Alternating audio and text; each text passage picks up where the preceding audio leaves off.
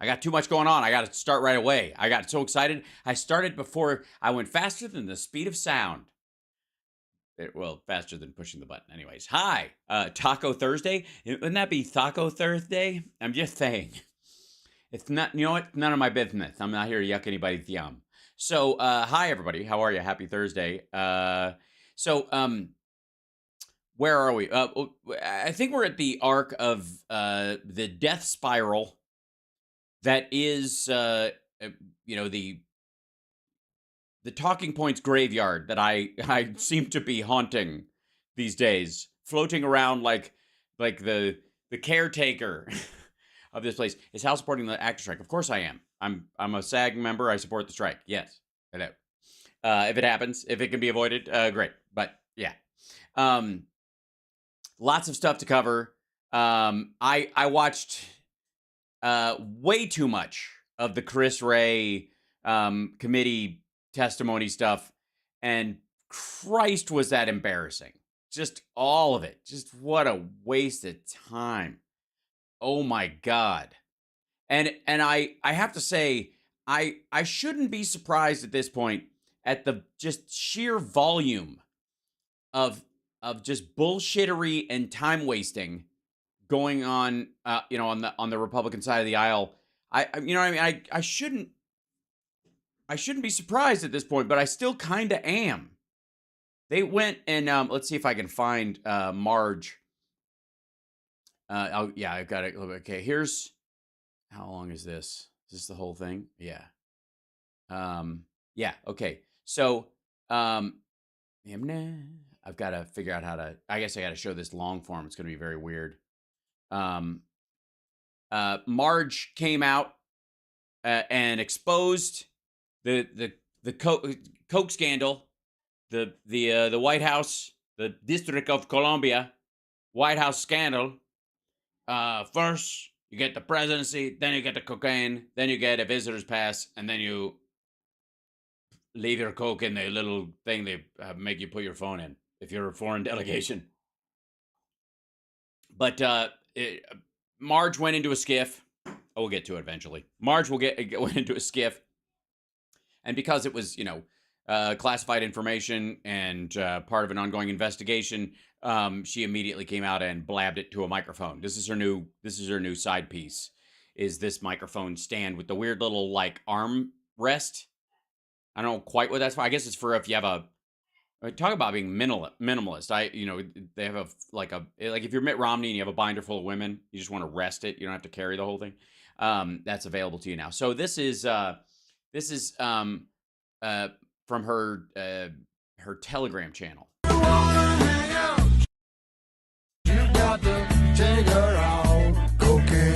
Yeah, that's what she played. So her own channel just posted the video, no audio of her speaking, just cocaine from Eric Clapton. A guy, by the way, who politically is on her side of the aisle. Now, they obviously posted the full video earlier. Hold on one second. Well, let's just get excited. It's going to be everything you've wanted and more on. Oh, hold on. This won't play regularly. I have to push this. The real concern here is American citizens every single day go through drug tests as part of their employment for their... Every day. I drug test myself for this job all the time. And I'm a teetotaler. I can imagine what people with a history of hard drug use like RFK Jr. Put themselves through. But I wouldn't call it a drug test. I test my own urine every day. It's not a taste test, don't get me wrong. It's a pop quiz, sort of, if you think of it. Sorry. This is so stupid. All right, hold on. Jobs. This is a common practice. Just speaking with the Secret Service now, my question to them was, they were able to narrow down a list of approximately 500 people that had left a small bag of cocaine in a cubby. Now these are... Wow, that's a lot of... So 500 people left a bag of cocaine. So it's really hard to figure out who this particular cocaine belongs to. I guess that's got to be tough. That's tough for the Secret Service. I don't even know how they're going to pull that up. Like, if I mean, and you got to test it all. You know, obviously, most of it's going to be mannitol, the baby laxative. That's how you get around a drug charge and get it bounced in the first place. If you don't believe me, ask Jeff Goldblum in Deep Cover. Run that by me again, stupid. What was that again? How did this play out? True crime fans, just ignore the details. We're able to narrow down a list of approximately 500 people that had left a small bag of cocaine in a cubby. Now, these are cubbies that are controlled by the administration, not by... They're controlled by the administration. These are administrative cubbies. They are, if you walk up and you have the personal stuff you're supposed to put in this cubby, the government, they had, Trump administration had one. Obviously, George W. Bush had one. They'd have somebody going, no cocaine, please. Don't, you can put benzos, amphetamines, the Breaking Bad meth, that's fine. Representative Gosar, please, after you. You could put, bionic limbs, spare eyeballs if you have them in your pocket that you like to play with. And this anything. But each administration has their own rules and regulations about what strangers put in a cubby so they don't bring it into the further grounds. Yeah, I know what you're thinking. You're thinking, this doesn't sound like reality at all. This sounds like a woman who believes being hit in the head with a book is reading it. And I'm inclined to agree with you. By the Secret Service when they enter. And again, hold on. Say that again. Listen to this shit. 500 people. 500 people. Sorry, let me back up even further because this is super. The question to them was they were able to narrow down a list of approximately 500 people that had left a small bag of cocaine. A lot of cocaine. A lot of people. Now, these are cubbies that are controlled by the administration, not by the Secret Service, when they enter into the foyer off the West Executive Entrance. So what you're telling me is that during the Trump administration, nobody was forced to put their cocaine in the cubbies. They could just bring it straight in. Okay, gotcha. Thank you. Thank you very much. I just wanted to clarify that. This cocaine was found there, so they were able to bring the list, narrow it down to approximately 500 people who all had cocaine. Yeah. Approximately 500 people. My question to them was, have they drug tested this list of 500 potential suspects that brought an illegal substance, a drug, cocaine? Well, they would have to, obviously they would pass the drug test because they don't have their cocaine. It's hard to, fuck, I might finally pass this drug test. I left my cocaine in a cubby. You do realize that without their drugs, they probably would test clean. And secondly, if they are on drugs, what if it's not cocaine? What if they test positive for weed, but you can't find any? Are they responsible? Now they have to come back tomorrow and put some weed in the cubby? I don't know how this tithing works. What's the drug tithe work? How did it work in the Trump administration? Inquiring minds want to know. Secondly, can they just pee in the cubby hole and just have them test that way? Or are we just going to start like grabbing hair out of people's heads like concerned parents? This is fucking amazing. Oh, God. Into the White House. Their answer was no, and that they're unwilling to do so. Yes, they are not going to forcibly drug test 500 people, nor should they. How about this, dickhead? Lauren Boebert bragged about bringing a gun into the Congress. Are we going to frisk everybody who comes and goes now? You moron. Yes, no, and by the way, because they've narrowed it down to 500 people, and by the way, the people they excluded, obviously the members of the administration, the president himself, that was the easy part, right?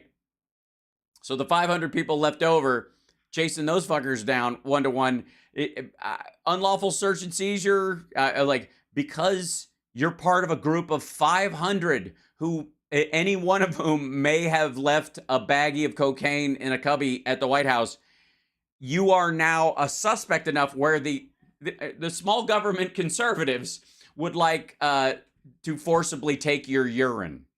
and your hair, and I guess look in your nose. And also want to know if you've spent any time around Don Jr. It makes no sense to me whatsoever why they would not follow through on one simple task, and that is to drug test a list of 500 people that they... I don't know. Yeah, and I thought we were supposed to be the big government people, aren't we? I don't know why you would drug test 500 people.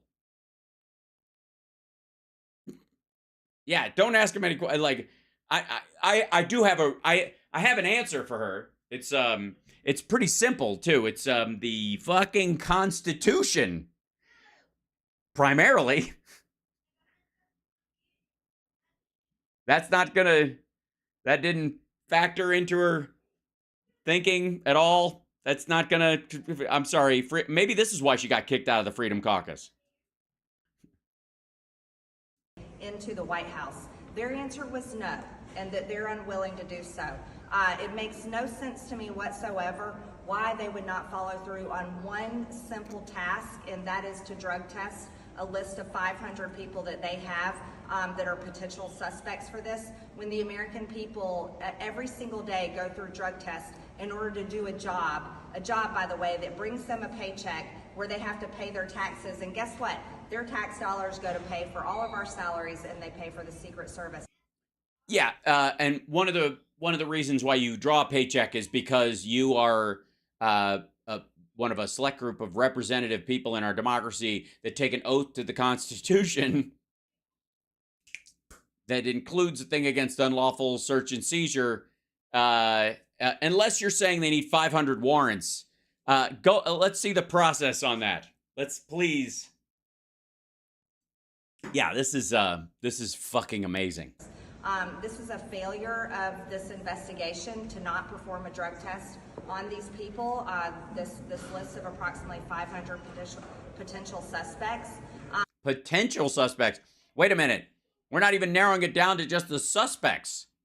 Round up the potential suspects. It just didn't have the same ring to it.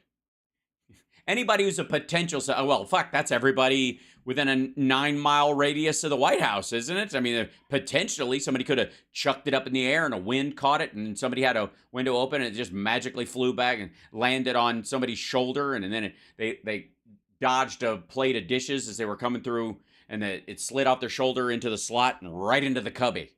There are other concerns there as well. One of them not being your prohibition against, unlawful searches and seizures. The weird giant government thing of drug testing 500 people. By the way, none of these 500 people, like, there's nothing in there that says that these are all employees, by the way. These are visitors, people who've come and gone from the White House. All 500 of them. Just, okay. Cubby box that has a key. How they found that it left open and the drugs were in there. There's also a failure with the amount of cameras they have, and I just don't find the excuses on how we can't find out who had cocaine in the White House. Well, it sure as shit was. The last person I would look at is Sleepy Joe, because you can't get any sleep if you're on cocaine. I will say that there are very few people in Congress these days that seem like they could be cracked out of their skull.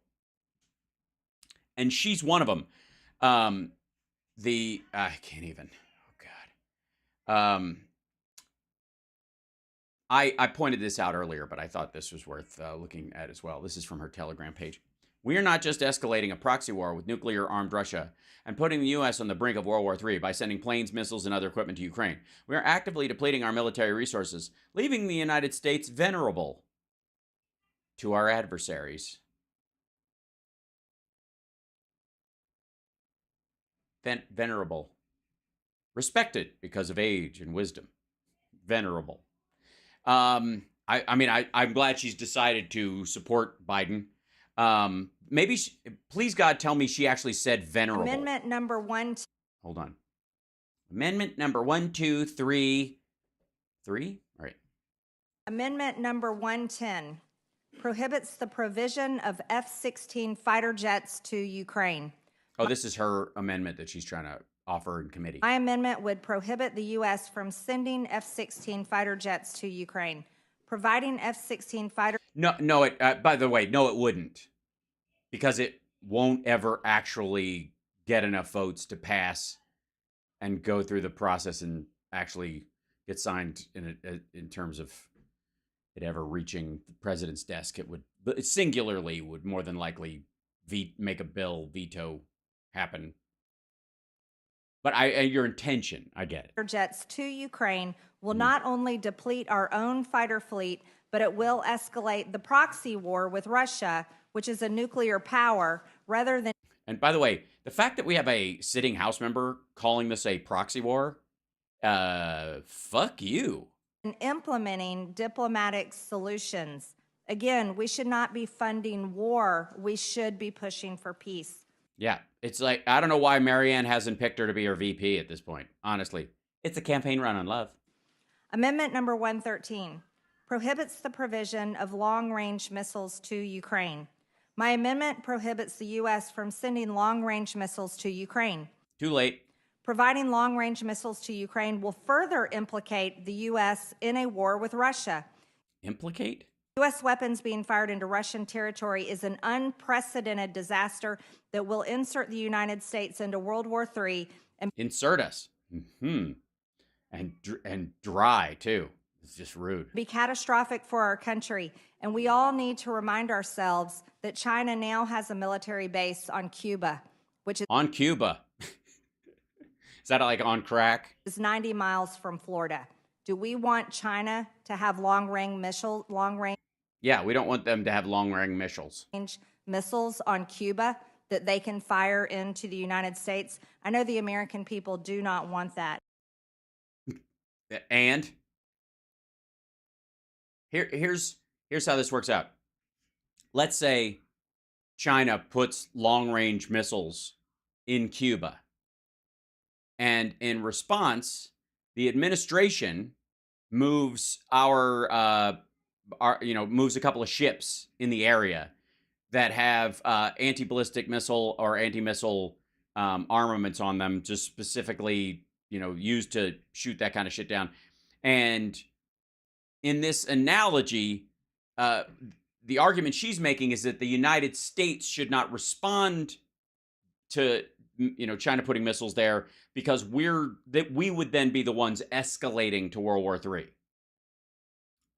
Yeah, I don't get it either. It's just she's fucking stupid. It's amazing, but it's not surprising. And you got to understand, she's sucking up a lot of oxygen in the Republican area. Hold on. Amendment 105 strikes $300 million of Ukraine funding. This bill includes $300 million in additional funding for Ukraine. My amendment would eliminate this provision. According to the Congressional Research Service, I don't know who the dude sitting next to her is, but he's just like, hold on. He's just fucking miserable. Get this in here. Where is this? I think it's down here. What? Hold on. This guy. Yeah, this guy. See him right there? He just seems livid. In 2022, the United States provided a total of $113 billion in funding to Ukraine. The essentially open-ended support provided to Ukraine by Joe Biden is unsustainable, increases the risk. Well, yeah, that's why we want to win it and put it away fast. Of a direct. Also, did you have these same complaints when Trump stayed in Afghanistan the whole time he was president, when he ran on getting us out? Biden got us out, though. I mean, technically speaking, if he'd have followed Trump's plan, we wouldn't have this money, because it would be being spent in Afghanistan like right now. Conflict with a nuclear-armed Russia and distracts from more urgent national security priorities. Congress should not authorize another penny for Ukraine and push the Biden administration. It's like a school board meeting that matters. To pursue peace. And again, I would like to remind everyone what the mission of the Department of Defense is. It states it on their website. And that I went to their website. Y'all can go there. is our mission, is to provide the military forces needed to deter war and ensure our nation's security. Yeah, that's Russia salami slicing its way across Europe eventually would impact our security. And we have an opportunity on the cheap, quite frankly, to put them down in that regard. If you're going to call this a proxy war, what's really happening is they attacked an ally. One that, by the way, the resources for all kinds of things could come peacefully from that country in the future. We could have them as a trade partner. We could have them as a cultural partner, like a fucking Cincinnati and Kiev are sister cities. I believe that's yeah. The city of my birth, oddly enough. That's for America's national security, not Ukraine. Ukraine is not the. Yes, this is. You're right. Hey, how would she have felt about the Nazis going into Poland? Not our problem. This is international NIMBY. Thanks, Karen. 51st state of the United States of America. Or sorry, thanks for Karen.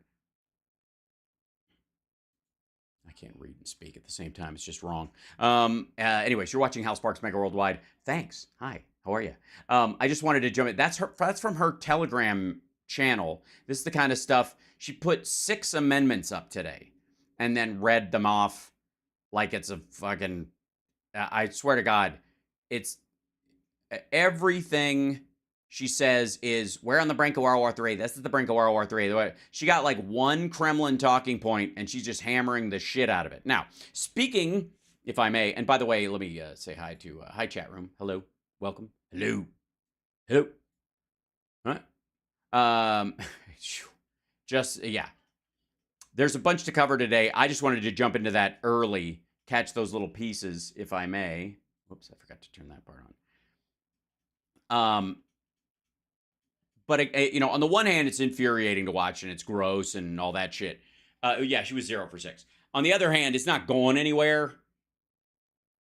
So who cares? You know what I mean? Like it's kind of heartbreaking, sort of her callous attitude towards Ukrainians and the situation that they're in, but it's not going to end up resulting in anything. And at any point in history, we had people like that who were against us helping the Jews in World War II or protecting Europe. So are we surprised? No, those people will always be around, and there will always be, flaccid slat fences against reality and goodness. It's just how they are. That said, speaking of a flaccid slat fence, look at this guy. I have to say, this is Newsmax. Does Newsmax hate Trump too? Because they're stuck on this one picture. Maybe he just hasn't sent them one that he's approved yet. But I gotta say, there's like almost like ghost-like lighting on this. Does it look worse? Did he try to Maybe that's not the same photo. Maybe he tried to recreate the same photo on the cheap. I think that's what happened. Because it looks worse. Doesn't it? Is it just me? All right, we'll figure it out. Anyways, this is him calling in. Mr. Mr. President. Hello, Bob. It is an honor and a privilege to have you on my show. Thank you so much for finding I love your show, and I love your humor. I think you're great. And your You're so funny. And we're going to find out this isn't really him, isn't it? politics, too, by the way, but your humor is so great. So that is the greatest compliment I could ever imagine. Yes, the guy who likes to sexually assault women and kiss them without consent thinks you're hilarious. I don't know why. Yesterday, really good. Thank you, sir. In the Oversight Committee yesterday, Christopher Wray was being grilled by Republicans, and if I may, Matt Gaetz quoted a quote from Hunter Biden to a Chinese official. He said, "I'm sitting here with..." No, he didn't. He read something from the WhatsApp messages that are allegedly WhatsApp and are not unverified. But please continue. I mean, it's not... I think it was Reacher who said, in an investigation, details matter. My father, I'd like to understand why the commitment has not been fulfilled. I will make certain that between the man sitting next to me and every person who knows my ability to hold a grudge, that you will not regret not following my direction. Yeah, it sounds like a guy who is on the take and fearful and on the receiving end of a bribe. Doesn't it? Honestly, the WhatsApp messages, the weirdest part about them is it sounds like Hunter Biden is like, he's got whoever it is in a chokehold. Which is not exactly what I think that we were sold on. I don't know. It's odd. What would happen in the mainstream media if that text was from your son Eric to you while you were the president? Well, first of all, we wouldn't even know if it even meant what he was saying because there'd be so many spelling errors. Also, does he talk to his son? These are his children, you know. Well, they would have been arrested immediately. They would have made a deal out of it, the likes of which it should be made a deal out of, by the way, because it's extortion. I mean, They wouldn't do that. But wait, no.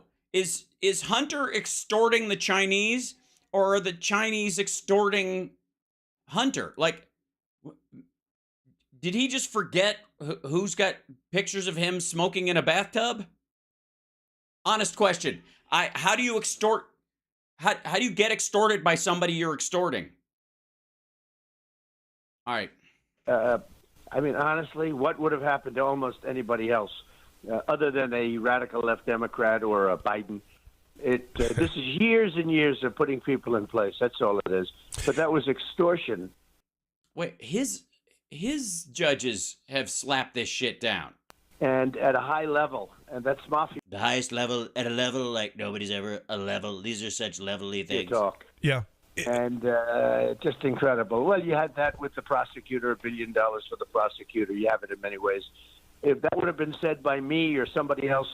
Hey, asshole, it was. Trump is literally guilty of what he accuses Biden of doing. Biden was vice president when he was going to withhold the $1 billion in loan guarantees, by the way, not direct cash. This is not money that was being dropped off. These are just loan guarantees by the U.S. government. To borrow the money from somebody else, we'll back you in case it falls through. But that's it. We're not giving you $1 billion U.S. As a matter of fact, we will back. Ultimately, what was happening was we were going to back IMF loans to the tune of $1 billion. Other people would kick in, but we were going to back $1 billion worth of the $70 billion in loans to help them get over this hump. Apparently, like the IMF was like $50 billion to help Ukraine, but then they were, they couldn't go much further, and so we and our allies all kind of grouped together and said, okay, we'll back $1 billion, you'll back $1 billion, whatever, that kind of thing. But he literally was just doing what the president and the Congress and everybody else wanted him to do, like they wanted done. That was it. That's why he bragged about it at the the CFR on the Council on Foreign Relations stage when he was talking, whatever. Meanwhile, Trump was literally withholding weapons to Zelensky to get this, this investigation started, not actually done. That's the criminal part.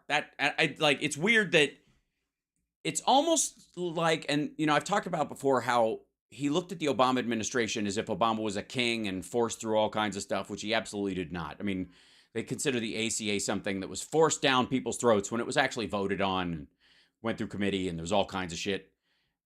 But Trump had this idea that Obama was able to act like a king and just do shit. So when he got into office, he was very shocked to find out he couldn't just by fiat write a bunch of shit and make it magically happen. He was so convinced of his own bullshit story about Obama that he thought he would have those same powers too. And when he didn't, he was all mad about it.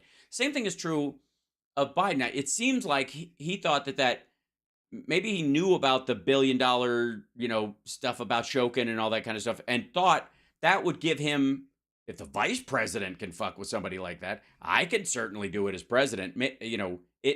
He seemed to be deluded on the idea of what power is, like the mythology about the supreme executive power of the presidency that Republicans have been pushing for years, both for people like George W. Bush to be able to do it and against people like Obama, who they assume is acting that way when they're absolutely fucking not.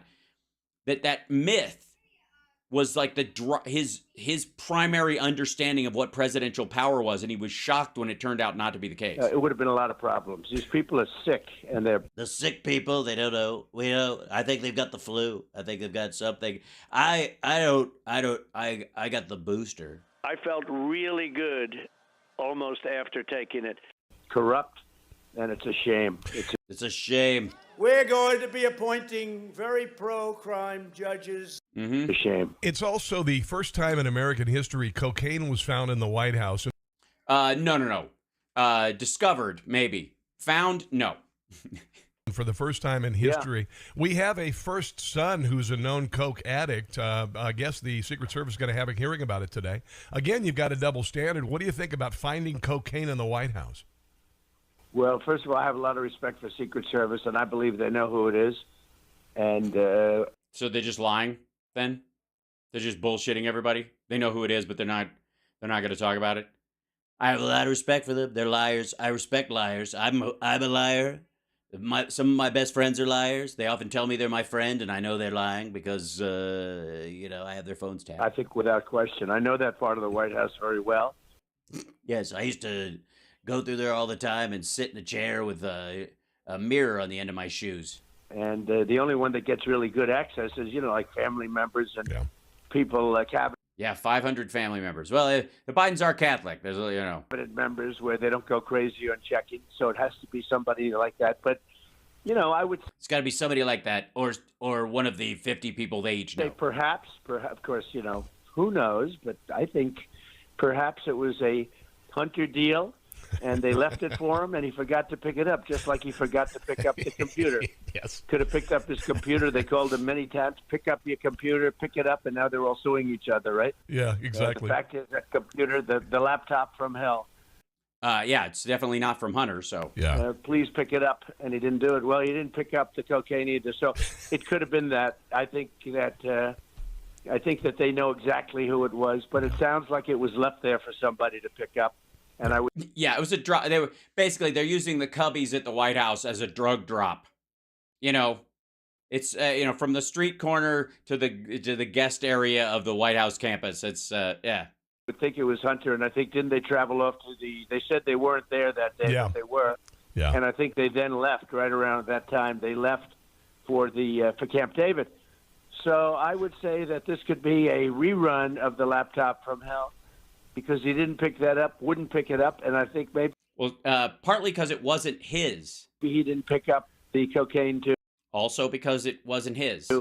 And feed a little bit of his father to give him energy. Now, of course, that's just supposition. Yes, of Who course. would ever think a thing like that could happen? No, never. But, I don't think it's very bad supposition, I have to tell you. Now, I don't think it's bad supposition. The idea that, in case you don't speak gibberish, Trump is floating the idea that Hunter had cocaine. Somebody dropped it off for Hunter for his own personal use, and he forgot to pick it up from the cubby that was at the exchange or what have you. And he was going to use a little bit of it to wake up his dad.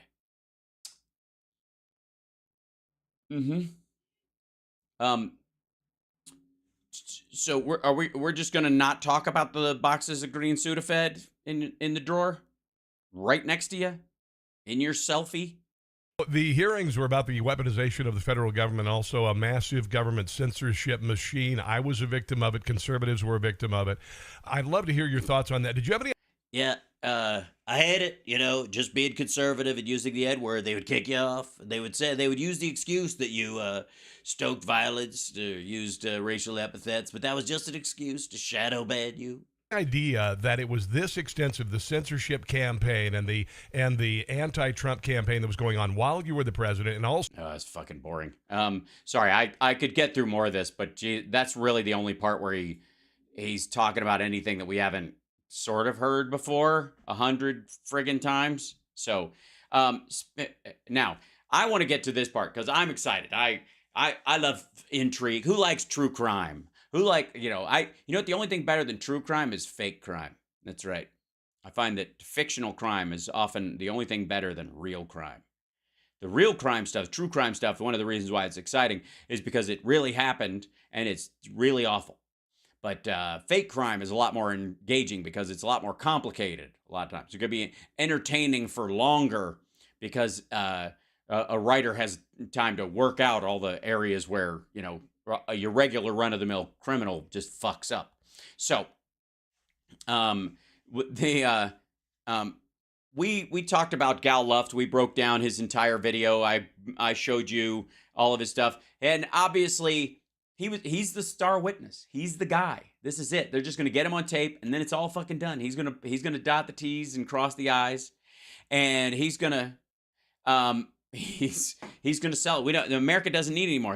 And they certainly don't need another invisible witness, or somebody that's hard to find. Oh, holy shit. Next week, Agent X. That's what this literally says. Next week, Agent X to be televised. Comer drops major update on the Biden investigation.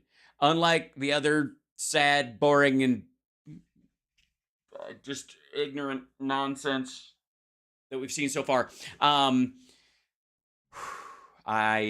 Let's see. I'm curious. You're curious. Agent X. Fantastic. It's like Triple X, but, he's lost some weight. Was that Ice-T or Ice Cube or somebody I forget who it was, but he was great. So good. Yeah. So this is James Comer. Forget Gal Luft. Forget the fact that he worked for the Chinese government for over a decade and that he was a paid employee of CEFC for 4 years. He was their senior advisor. And forget that he's been indicted on arms trafficking and money laundering and lying to federal agents and that's so 48 hours ago, guys. Now it's Agent X. All right. Agent X, aka the kidney.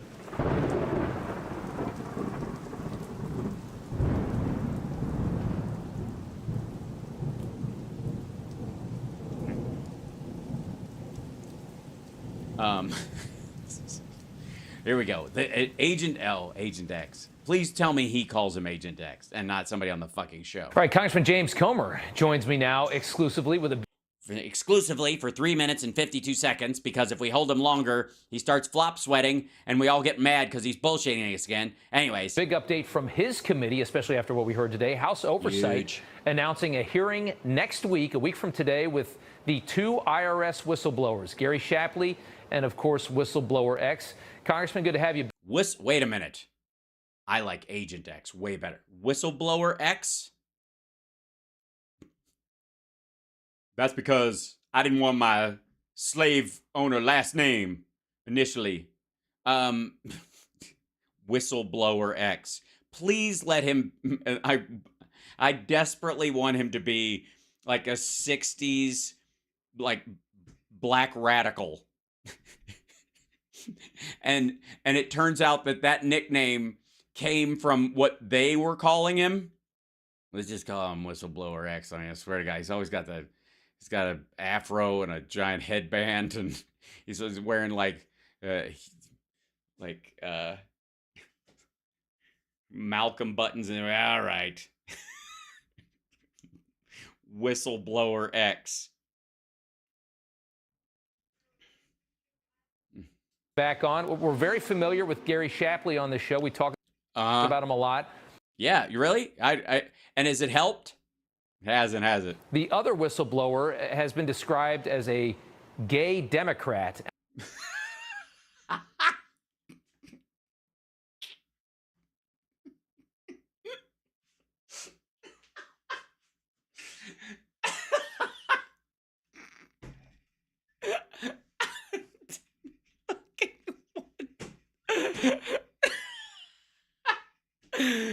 Because because that's how Republicans would talk about him. That's whoever this person is. What? The other whistleblower has been described as a gay Democrat.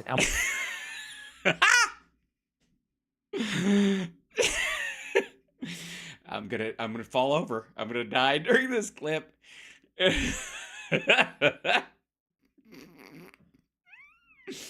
Is there another kind? I'm wondering, will his identity be revealed? Or are you just going to call him Mr. Gay Democrat? Will this be televised when you guys have this hearing? Well, he's a gay Democrat, so he's probably going to wear a zipper hood, right? And he's got wrapped in a pride flag, and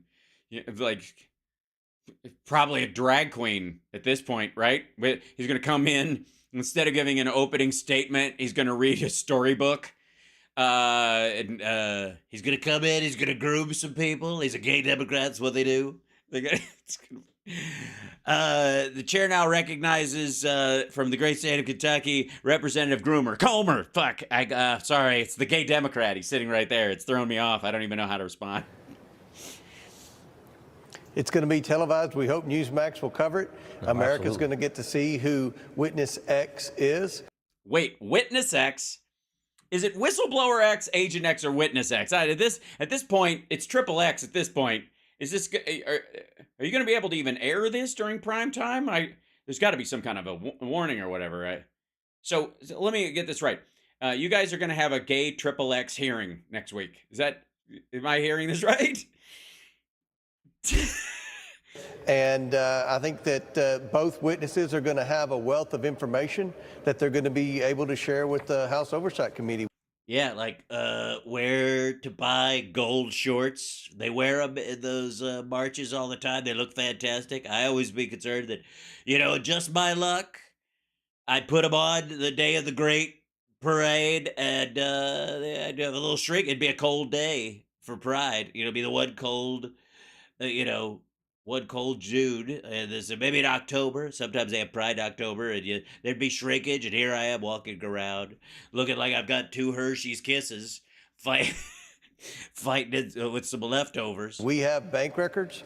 We have bank violations. We have bank violations? Wait a minute. Somebody sexually assaulted a bank?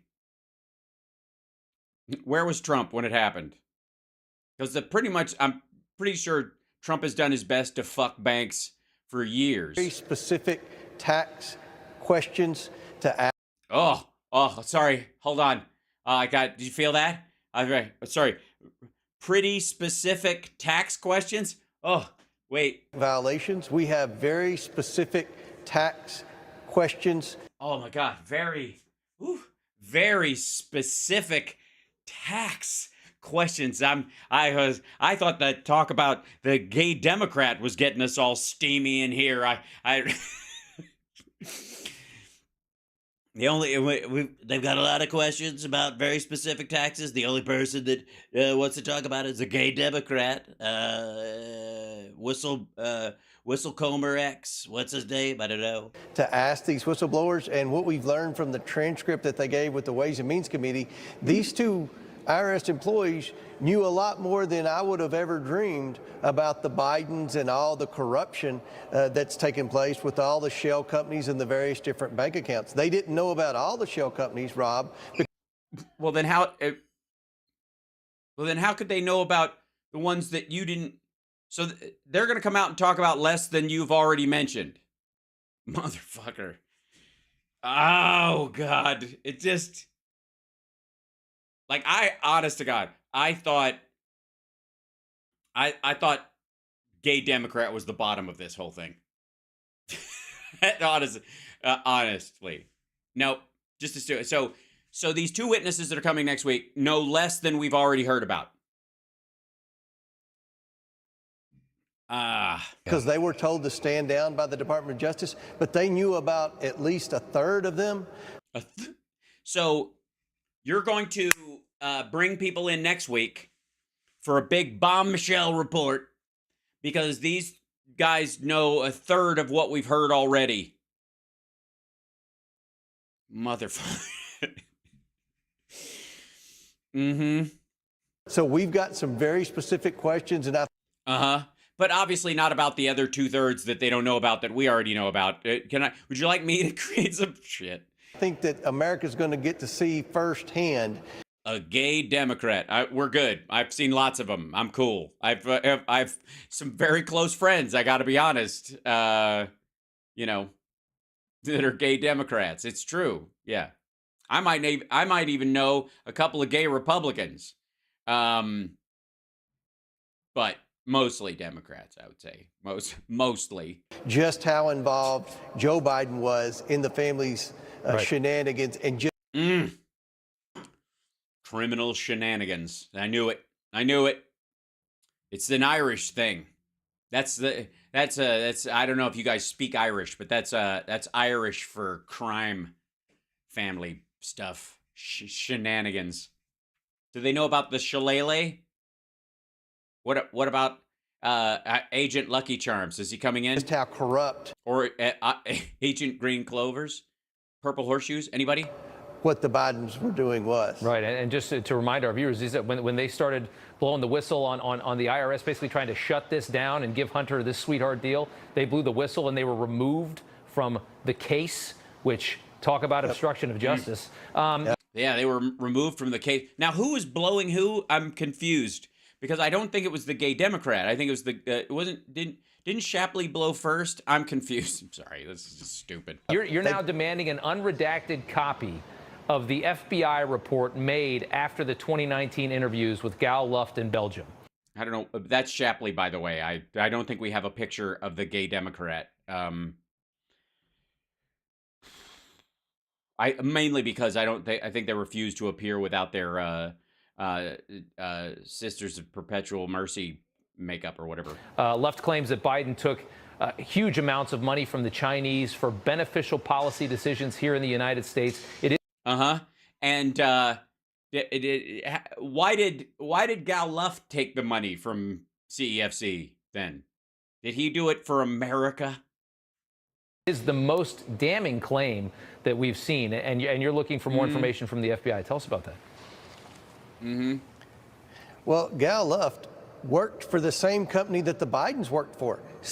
No, they didn't work for that company. He did. He was the senior advisor for 4 fucking years. CEFC. But yet the Department of Justice indicted Gal Luft for being an unregistered foreign agent. Now, I'm not saying that was the wrong thing for the Department of Justice to do. Right. I just think it's odd considering Hunter Biden worked for the same company and was paid about 25 times more than Luft. No, he didn't actually. Gal Luft was an employee of that company. But that's not even why. He's not even, he didn't violate FARA because of that. It's because of the money that was flowing into his think tank and arguably, I guess, some of the leverage shit he was doing with arms. But Luft knows exactly what CEFC was. He knew exactly what. You don't? How long has it been? Role the Bidens played in it, including Joe Biden. And the reason Gal Luft is important to our investigation, Rob, is he's one of the few people in the United States who actually was also on the payroll with the Bidens. So, okay, hang on. First of all, he's not in the United States. He's a resident of Israel, and he's on the run right now. And during that time, he was in D.C., swamp creature, for the better part of a couple of decades, and he was paid on the regular. But in that video that by China, in that video that he put up, he argues that the CEFC that he worked for and that he was arranging for deals through was a 501c3 registered in Maryland. Which is, by the way, why the Maryland Attorney General, whatever, sent people. The Bidens have never answered the question, what did you do to receive the millions of dollars that your family got from China? Gal Luft may have the answer to that. So he may have. What, did he forget it at home when he met with the agents in Brussels? What do you mean may have? Fucking may have. This was, Jesus Christ, man. This was 2018. May have. a very important witness to us, and I just find it shocking that the day he turns up, the day he records that video to Miranda Devine at the New York Post, the Department of Justice unseals this indictment. He told them to. He told them to. They called his bluff. He called on the Department of Justice. He, as the defendant in the case, said, "You can unseal it." That's enough of a case. You don't need to have a hearing when a fugitive says, "Show them what you're gonna bust me for." Okay. He asked for it in the fucking video. We all watched it. It's not a mystery. He literally gave them permission, and they did it that day. Yeah. And they indicted him for the same thing that I thought Hunter Biden should have been indicted for years ago. Let's just face the very obvious facts. They're caught. They're totally caught. They're caught. You know, Hunter Biden, he was trying to sell Chinese guns to Kenya. He was trying to do it. The worst part is He worked for a Chinese company for 4 years, tried to get the son of a sitting vice president engaged in some compromise. He failed, just like Gal Luft. I mean, they're the same criminal, basically the same person. I have never seen Gal Luft and Hunter Biden in the same room at the same time. I haven't seen it. They're caught. The DOJ is caught. It's all been caught. You have to be deaf, dumb, and blind to not understand this story. It's the most obvious thing I can imagine. Well, tell you what. Back up and explain it. Explain what money was given, by whom, to whom, for what. What was the policy change that was the result of this money changing hands? That should be the easy part. All you got to do, go back over, I guess, Biden's senator, record as a senator and as a vice president. And then anything he's done as president, just go through it. Any bill he's tried to put through, anything. Let's see it. Go down the list of everything. The fucking infrastructure bill, getting us out of Afghanistan, the most embarrassing thing that's ever happened to our country, except my election. Go through all those things, okay? Then say, okay, these are the 2 big 3, 4 suspect things that I didn't like, that I think benefit China, which they don't. And again, for fuck's sake, Biden came in, he left all the Chinese tariffs on and doubled down on them. The CHIPS Act alone set China back a fucking decade. What did he do? Give me one, just fucking one. Give me one thing he's done that you can go, clearly he wouldn't have done it otherwise. The administration was against it. He somehow made it happen. And the Congress voted against it. He wrote an executive order. He directed Iran-Contra style troop movements behind the scene. Any fucking thing. Anything. One fucking thing. One. If it's that obvious, it shouldn't be hard. Right? It shouldn't be difficult. But so far, for both of these idiots, it's fucking impossible. This is the part that aggravates me the most about this garbage. This is the part that drives me nuts every fucking day. Is just, what's the policy? Because again, even, let's take the Ukraine story and the idea that $1 billion, get rid of the prosecutor, benefit Burisma, and they've got compromat on Biden that, all right, all of the details supposedly about the corruption that's on the laptop and all that kind of stuff is out in the public domain. It's available. You can look at it. So going forward, what leverage would any, Russian-based Ukrainians or Ukrainian-based Russians, what leverage would they have on Biden if this stuff's already out there anyway? How do you blackmail somebody with a billboard that's already up? You understand? If you don't give me the money, I'm gonna pick people up at the old folks' home and drive them by this billboard. Like, how do you control someone if it's all out in the open? If you don't have any extra leverage. So that, all right. And then again, even if you bought into the idea that, Ukraine has compromised Biden and that's why we're supporting them against Russia, which is fucking like a garbage reach, then who knew that leverage was there and was going to use it to keep Biden from supporting Ukraine from within it, if it was, the Poroshenko, more the Yanukovych crowd that was pro-Russian, that wanted to undermine Ukraine, who would have been the people to leverage Joe Biden in this. They would have been the people around at that time who would try to use compromise to get him to not come to Ukraine's aid. So none of that leverage works. And at that point, also, how the fuck do they time it so Russia decides to attack now? They're like, we're going to keep this shit on Joe Biden so he'll back us in case Russia attacks. Oh, shit. What do you know?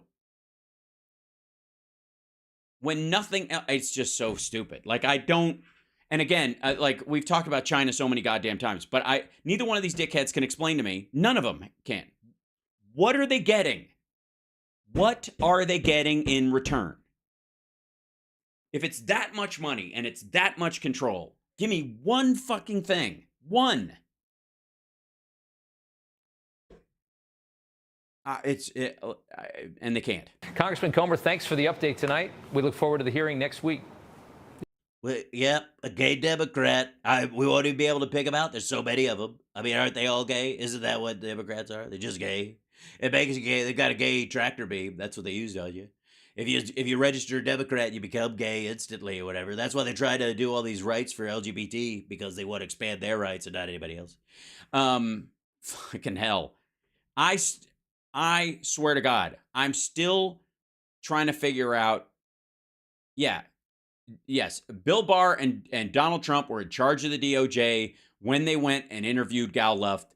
And apparently Gal left his evidence in his other fucking pants and managed to lie so egregiously that Trump's DOJ decided, A, he's not worth it as a witness. And considering what they'll accept as a witness, I mean, the dude had fucking Sidney Powell working as his attorney, and Rudy Giuliani.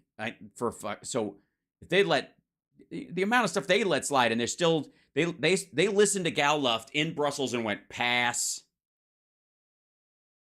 You know how desperate they have to be now to go back, right? To go, you know what? Let me see that Gal Luft guy's shit again. Maybe we were wrong to pass on it because it was garbage. Oh my God. And then these two IRS agents who are mad because they were allegedly pulled off the case.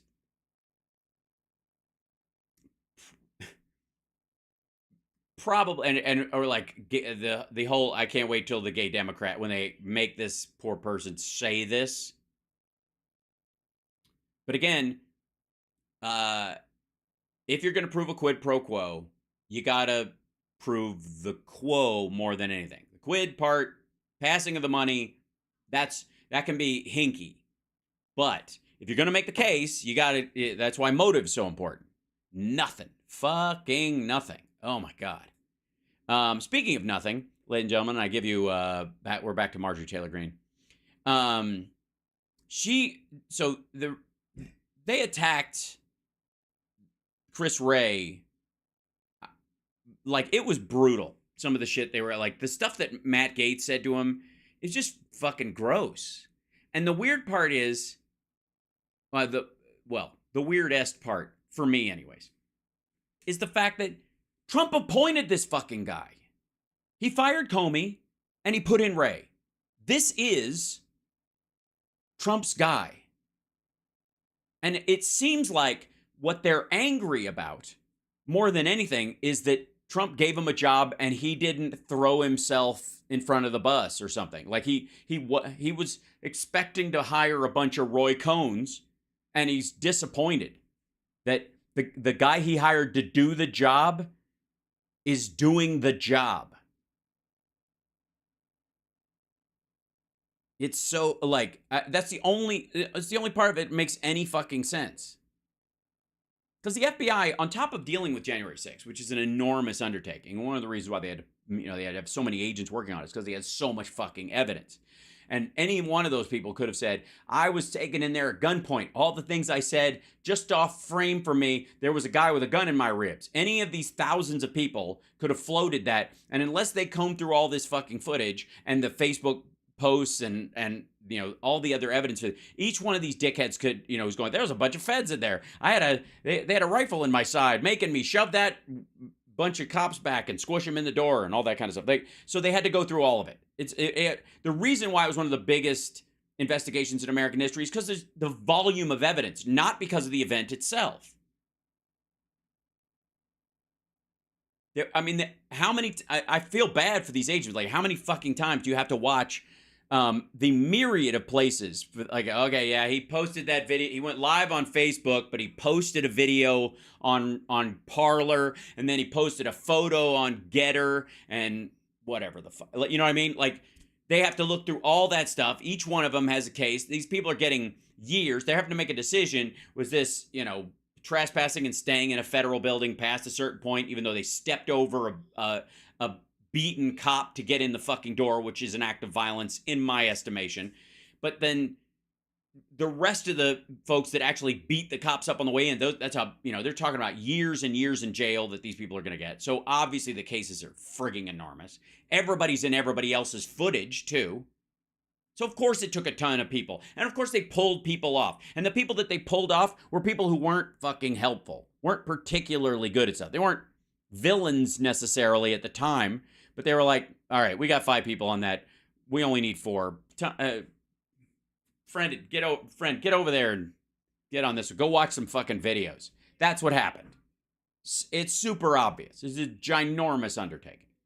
But it's, to them, it's the smoking gun because they only seem to pull patriots off of these other things and pro-Trump people. They pulled them from real cases and put them on Jan 6.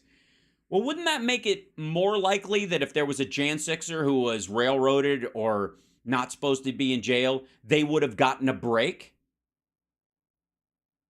Maybe, just maybe, Ray, who was appointed by Trump, was pulling people who were sympathetic to Trump and putting them on the January 6th thing because they'd have more of an exculpatory attitude towards these dickheads. The problem they had was the mountain of evidence. They couldn't keep their fucking job and lie about what they saw on video. Hold on. Somebody was saying something about, wait 1 second. Do we have a taker in this? Hold on. Found out that Biden did for China. He voted in favor of the legislation that granted most favored nations trade status to China in the 70s and early 1980s. Yes, that was terrible of him, along with everybody else. Yes, he's as guilty as Nixon. By the way, totally different country at the time. So, yeah, excellent point. Thank you for bringing it up. Case closed. You're right. All right, so let me go to here. Now, so their attacks on Christopher Wray, and she's just talking about this because I don't think she was part of this. Well, we'll see. Anyways, this is her, Rep Green. This is exactly what Congress needed to see. She's on Eric Bolling's show. Shitting now on the let's FBI. bring in Congresswoman Marjorie Taylor Greene to assess today's hearing of FBI Director Christopher Wray. Congresswoman MTG, by the way. Congresswoman, blown away. Why is she? Because RBG and MTG and wow, it's such a branding.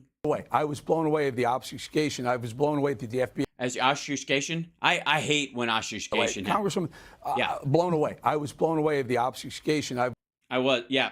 And how can you not? Christopher Columbus, Christopher, huh? When they gaze upon Yosemite, I was blown away that the FBI could appear so un-American. Fuck you. Could appear so un-American. Based on what? Please play a clip. Please bring, this motherfucker. Are they un-American? Are they un-American? Isn't it about time we have a new House Un-American Activities Committee just to go after the Federal Bureau of Investigation, to grind everything to a halt as they stop, drug traffickers, money launderers, and child pornographers, and fugitives, and track down serial killers, and and organized domestic terrorism and stuff like that. Let's put a big stop to that because they have entered a phase where they are totally un-American because of a Trump appointee. Let's understand. This boils down to their problem with what happened to the FBI after Trump changed the leadership. Now, I think their criticisms are largely horseshit, but I'm also fascinated by the blind spot. What I was shocked at is how all the big words. Arrogant Chris Wray came across. You were shocked at how arrogant he came across? You're kidding, right? As somebody who is professionally arrogant, I'll let you know, he was not being arrogant. He's sick of your shit. It's a natural reaction. Look around. You'll recognize the look in his eyes as following you everywhere in a crowd. But then really, I think that's just more of who he is. Yeah, that's why Trump picked him. What? again, what hashtag the best people? Because I still feel the sting of the slap in the face from Christopher Wray that He slapped you in the face? Nobody Britney's MTG. forced our Oversight Committee to read an unclassified document, a 1023 form, in a skiff in the.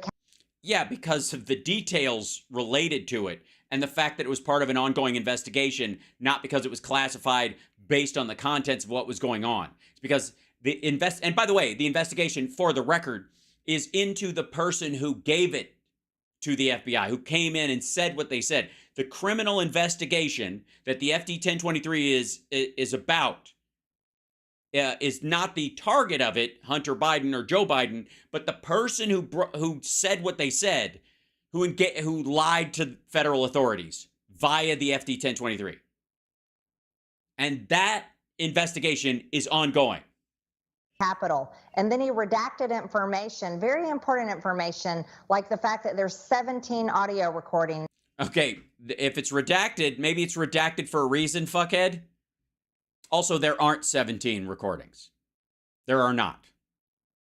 The witness of the witness of the witness to witness X said that they believed the person had these things, or they heard that this person had said these things, and that they were going to save them till they were in a tight spot. And apparently, that there's not going to be a spot tight enough for them ever. Apparently, they're that small. The oligarch that owns Burisma No, doesn't own Burisma. has and possesses, and 15 of those are Hunter Biden's, but 2 of those are the current president of the United States, Joe Biden himself. Allegedly, by the way, conversations of Biden and Poroshenko, which have already come out and don't have any crime in them. That, again, we've heard these tapes. That it's normal diplomacy. No one actually was like, oh shit, have you heard the Biden Poroshenko tapes? So, I didn't hear anyone. I didn't hear any evidence. Shit. Ask the question. I mean, just point blank say why did you wait and make it so difficult for any of these whistleblowers to come forward? They held that document from your committee. In fact, I didn't really hear that, but I did hear this. I heard him talk about ridiculous things. Control. Did you guys get all that? Why didn't somebody just go, why? Why did you hold back the FD 1023? Because it's not germane to anything, and the person might actually find their way out of the charges because of dipshits like this saying what's in it and knowing that the case is coming their way and might, I don't know, flee the country or... Go to the Christopher Wray admitting to paying social media companies $3 million taxpayer dollars to kill a Hunter story. Listen. But it was the same agency paying $1 million to push one story out or try to collaborate one story, and $3 million to quiet another story for political opponents. I don't understand. When there are payments. Oh, wait a minute. Was that a... So he asks a question or makes an allegation, and we're supposed to believe that Wray follows up immediately. This is a cut. $1 million to quiet another story for political opponents. I don't understand. When there are payments to social media companies, that is by longstanding federal law going back, I think, about 4 decades, where we have to pay companies for their costs in responding to legal process, and it's $3 million to reimburse social media companies for their costs. They were leaning on these companies. No, they weren't. And by the way, fuckhead, if they were leaning on them, then why did they ever say no? Why is it that we know through Matt Taibbi's bullshitting about the Twitter files, and boy, he's become a star. The numbers should skyrocket downward. He's just this skyrocket in flight. Twitter files delight. We learned from Matt Taibbi, if we learned anything at all, that many times the FBI said, hey, check this out. Hey, do this. You should kick this person to the curb, or we think this is a fake account or whatever. And Twitter told them to go pound sand. So If they were leaning on them, did Twitter not lean back then? Or lean into it? Or just go, get off me, you're sweaty. To not write that story. The FBI shouldn't be paying employees to cover, or other companies to cover up a crime. They aren't. They aren't. As a matter of fact, if they ask something of these companies, they cannot force them to engage in legal endeavors if they're not involved in a crime, for example. They're not prosecuting you over something. But if you have to use your legal team to go through some stuff or run through, and it's by request of the government that they acquiesce to, you got to reimburse them those costs. Because the government could literally just use its power of requesting information and scare companies into compliance that costs them so much money you could put them out of fucking business. The thing is, she and Eric Bolling, it's abundantly clear neither one of them knows what they're asking for. What they're asking for is for the U.S., the federal government, and probably state and county as well, because I don't think they make any, bones about the difference between levels of government in this particular case, to be able to request information or, OSHA-like compliance around any kind of particular aspect of things, and that costs a company money, and it is on the company to spend that money to get into compliance, immediately without any secondary law, because if you don't do this, you might violate a law. So you got to bring this up and through this particular thing of asking for specific information, asking them to gather information or show something because they are engaged in, trying to stop a child sex trafficking ring or pornographers or any of these folks that are online doing stuff or terrorists who are using the DM system of Twitter to engage in stuff. And the federal government goes, hey, we know this is happening because we got a mole and we've got a witness and other folks. And so this shit's happening. You guys might want to check this out. They go through that process. Let's say the government is faking it all. They could literally put pressure on a company you go to a newspaper and you go, we believe the Unabomber has a friend and he's posting shit in your in your classified section. And we need you, you're going to have to now go, you're going to be culpable at some point. You'll be the, both to your customers and to the U.S. government if you allow this to go forward. We can't comb through your files without a warrant, but we're going to let you know that you might want to check this shit out. And you're going to need to let us know that, you're not helping them. We're going to, because we believe a crime is being committed. They don't even have to be genuine in doing this. And in doing it, they could literally bleed a company dry. They could force you to go through every file you have, get your accountants to go over every number, get your lawyers to comb through contracts and filings that people have put in to make sure that you're not participating actively in this, with sort of this generic threat that if it happens, it's your ass and we're going to come for you. So to stop that from happening, there is a provision where if they force them to do something like that, they have to reimburse them. That's it. And the idea that you wouldn't want that to be the process is bizarre to me. And that's what the FBI did under Christopher Wray's leadership. Trump appointee. Please go on. This never happened under Comey? Weird. Is they covered up a crime, and it was all evidence available for everyone to see on Hunter Biden's laptop. Do you have this said laptop? Can you show us a picture of it? Because they don't have it. Apparently, some woman who works with Rudy Giuliani says she has it. And there was so much more information and more information coming out about the Biden crime family. But that is who the FBI is today. They're a politically weaponized organization that's funded by the taxpayers. Okay, so you, as sitting congresswoman, are saying that if a citizen sees FBI agents arrive at their door, these are criminals, and if a criminal shows up on your property, what's your response? How should you respond if criminals are on your door, in front of your doorstep, if they're on your porch or driving up your driveway? Yeah. See how this works? Think about this for a second, folks. So we're watching Christopher Wray, who's the head of the FBI. His boss is Attorney General Merrick Garland, Yeah, but he was appointed by Trump, so. also in the tank, clearly. Where are we? American people must be going, if we can't trust the FBI and the Department of Justice, who can we trust? Yeah, no, we're not. The American people aren't. En masse. Like 70% are like, yeah, they're fine. Whatever. I hope they catch bad guys. I'm fine. The fringes, of which Newsmax and MTG and, you know, the outer edges of all variants of political thought in the country, they're definitely, you know, choosing this as a dig point. Well, that's exactly right. And that's what I hear every time I go back to my district.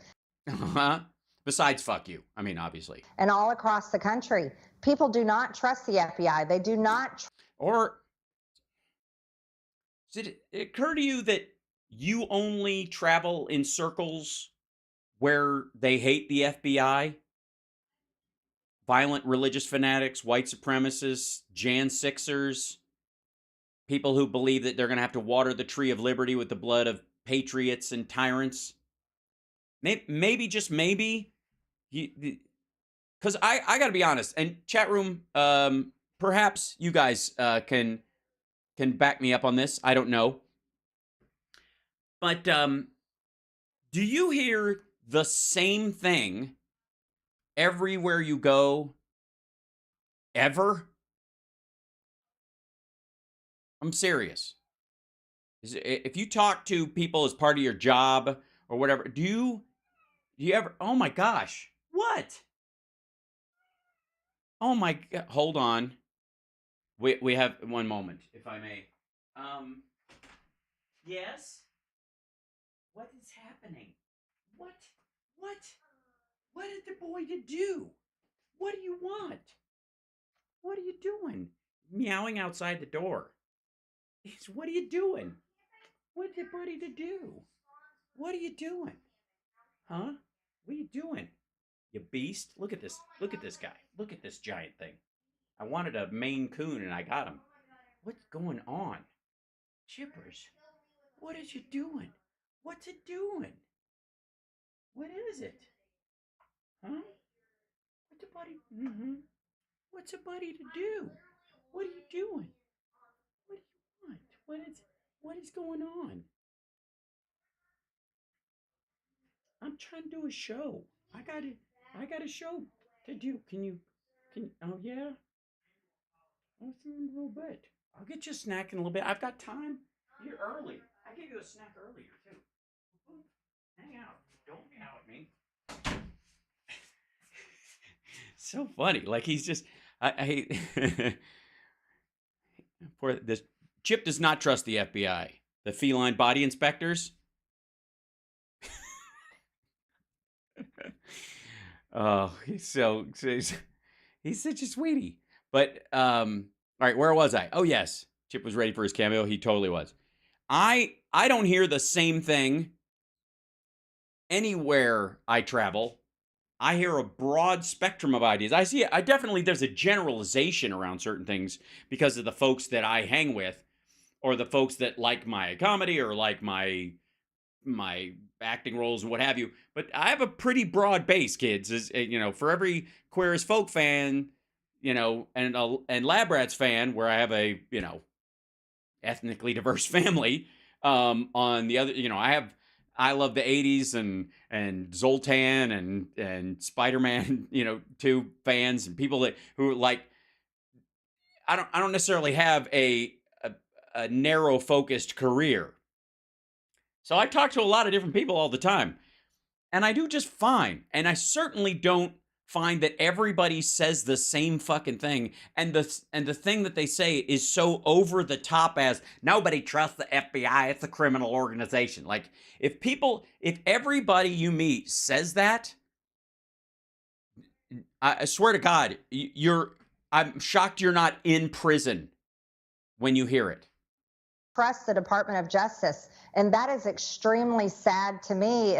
It's your job. It's what you do all day long. You and Matt Gaetz and that whole crowd. That you have been running interference for Donald Trump the entire time, you're trying to subvert his guilt around January 6th and his bullshit about the election and his history of sexual assault and the fact that he was impeached twice on purpose and in an obvious the obvious criminal activity that he was engaged in that got him impeached. You've been running interference for that so long that your only recourse, because the facts don't bear anything out, the only recourse you have is to attack the FBI, attack law enforcement, and claim that they're just making shit up or avoiding bigger crimes to come after you, because that's what this is a giant criminal defense attorney smeared schmear over the entire GOP now in defense of Donald Trump. As I'm sure it is to you.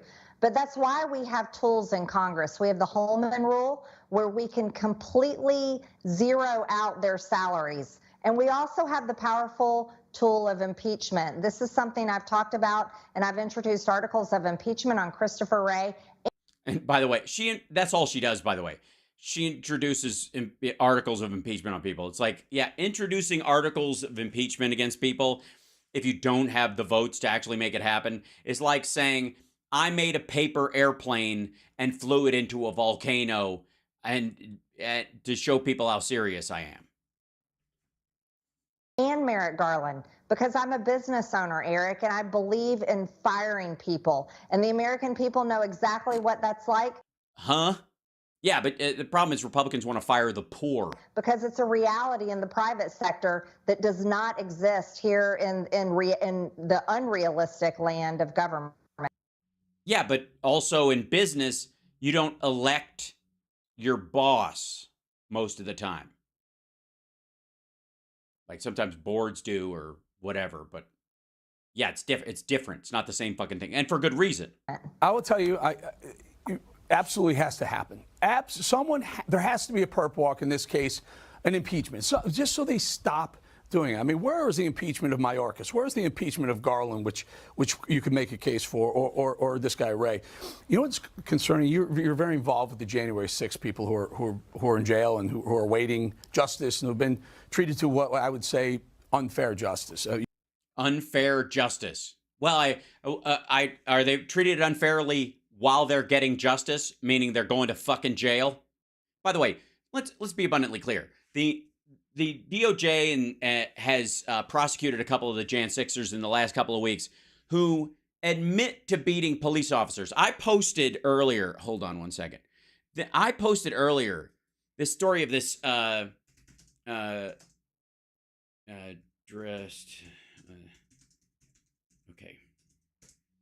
I posted a story about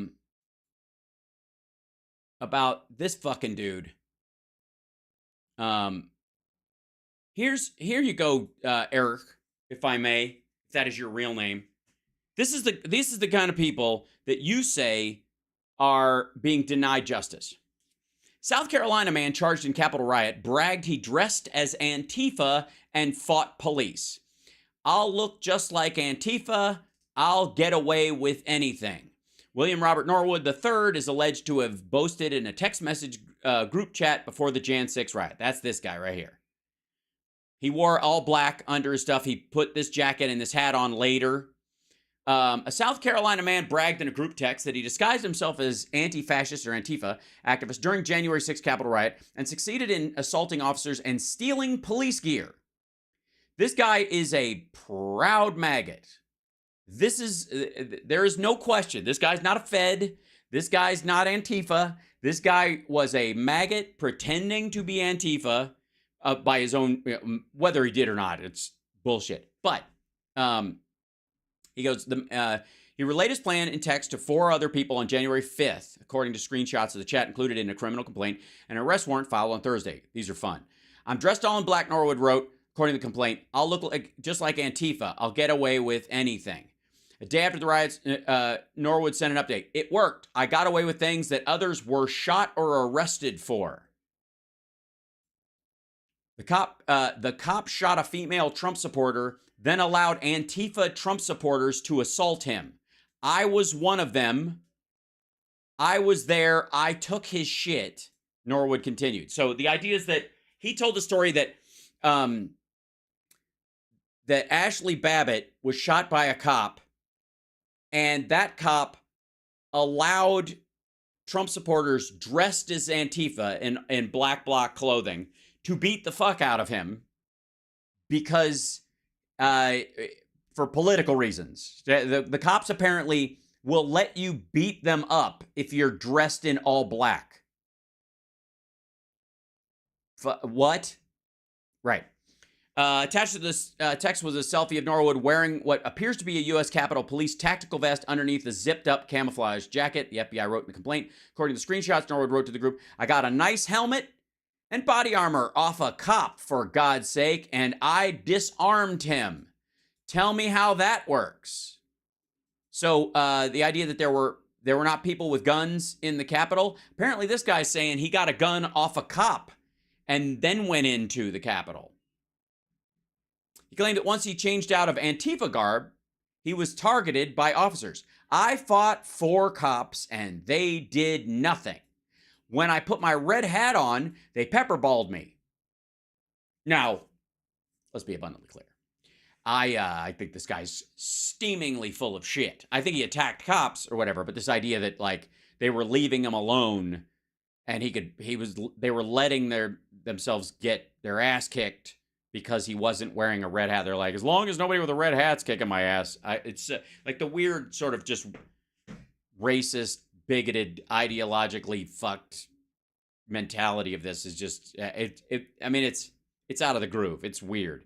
Immediately after the violence, Jan 6, baseless conspiracy theories, blah, blah, blah. Someone identified as TD, who the FBI says is Norwood's brother, reprimanded him.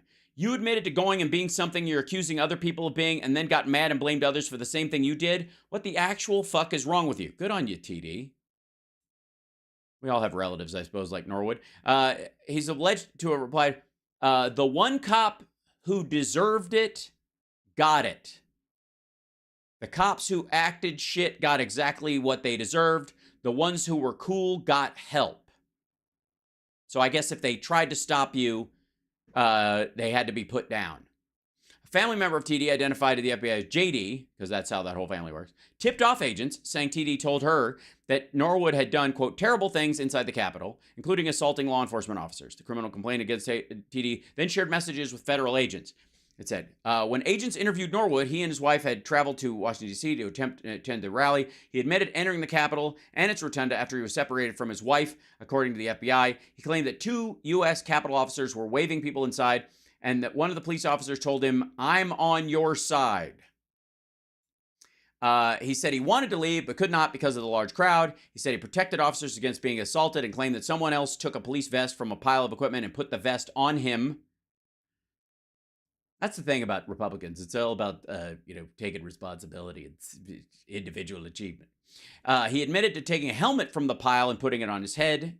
What, the pile of dead officers? What do you mean? Norwood also denied assaulting law enforcement officers and claimed that any statements he made in text messages were meant to make Norwood sound tough.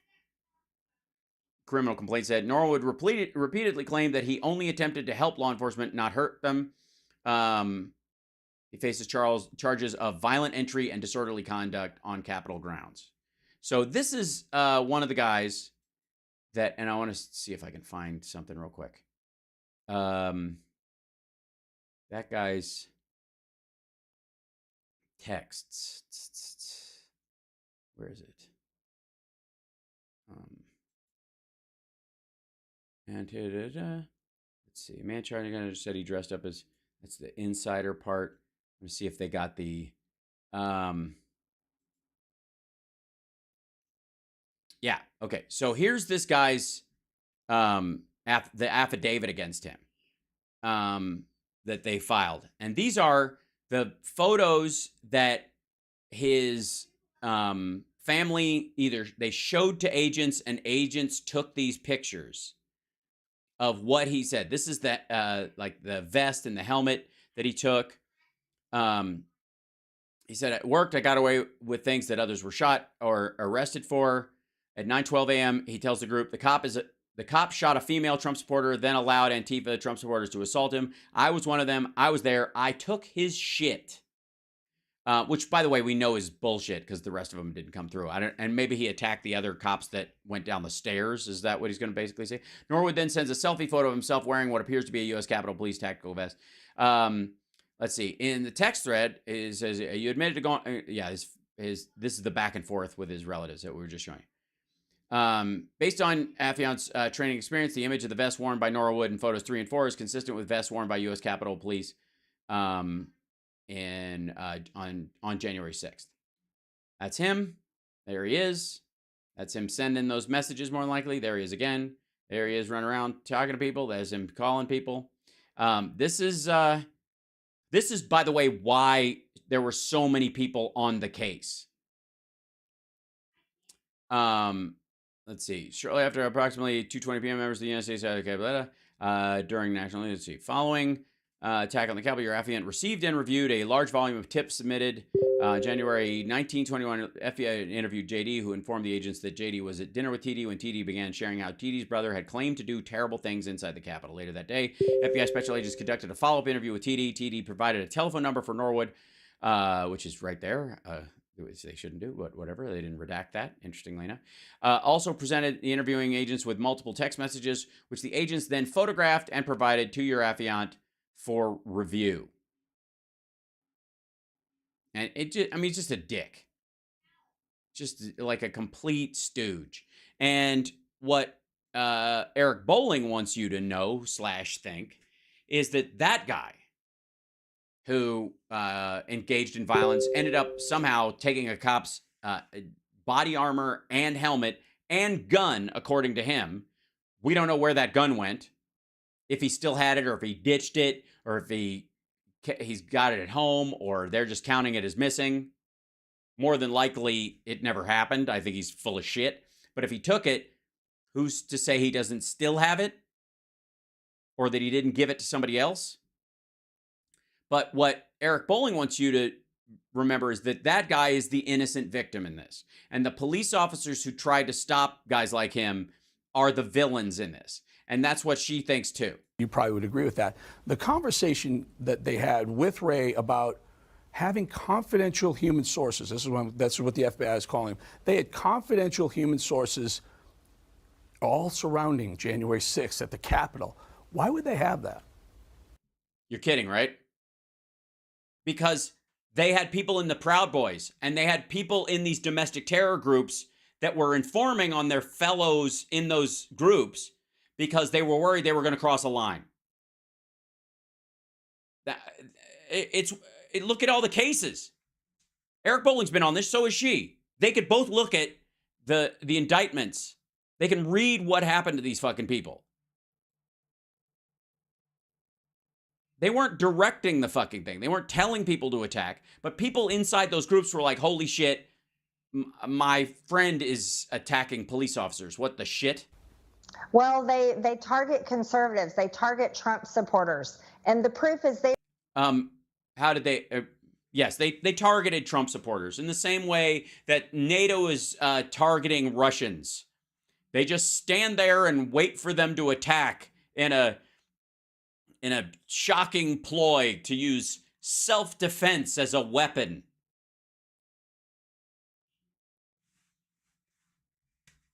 On the way the FBI targeted, let's say, Catholics attending Latin Mass, putting agents inside a Latin Mass, but yet not going after Jane's Revenge, the radical group that was firebombing pregnancy resource centers. This is who the FBI is, and that's why they...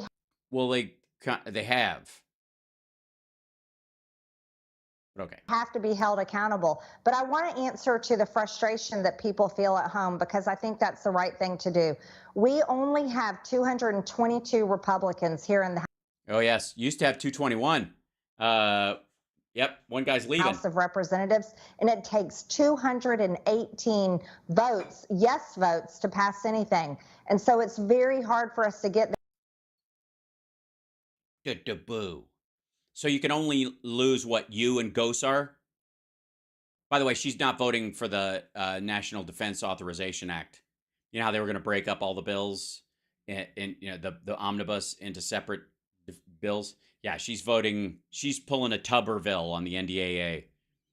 Yeah. But I think that this is exactly what Congress needed to see today, is the arrogance of Christopher Wray and his flat out refusal to do the job fairly, and how hard he works to protect and cover up Donald Trump, the crimes of his boss, Joe Biden. But that spreads across the board, not only Christopher Wray. how does he cover up shit that's supposedly on the laptop material that's been out for 2 years? How? You have all the evidence, allegedly. You have all of it.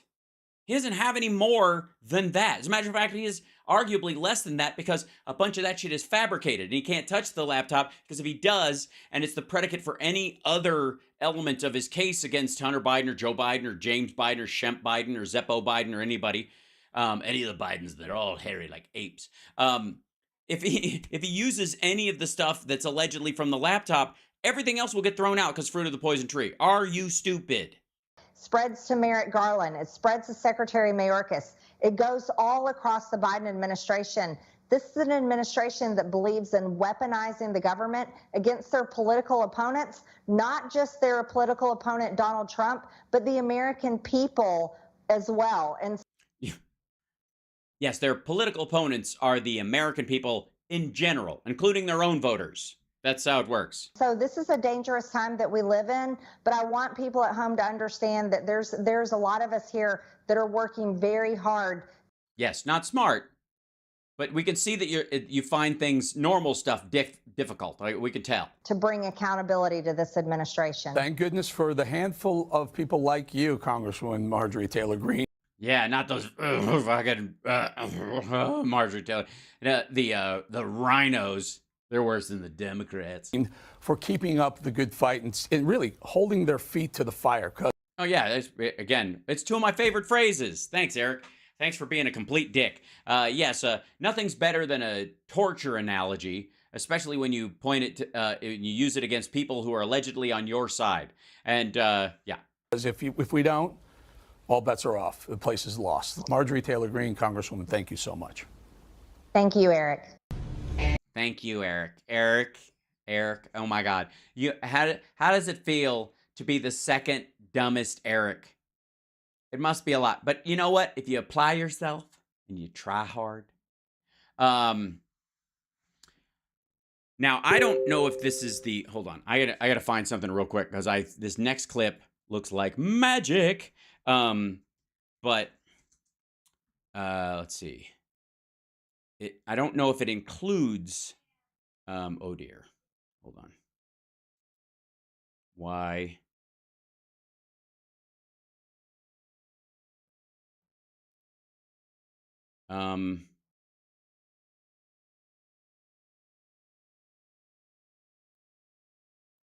Oi.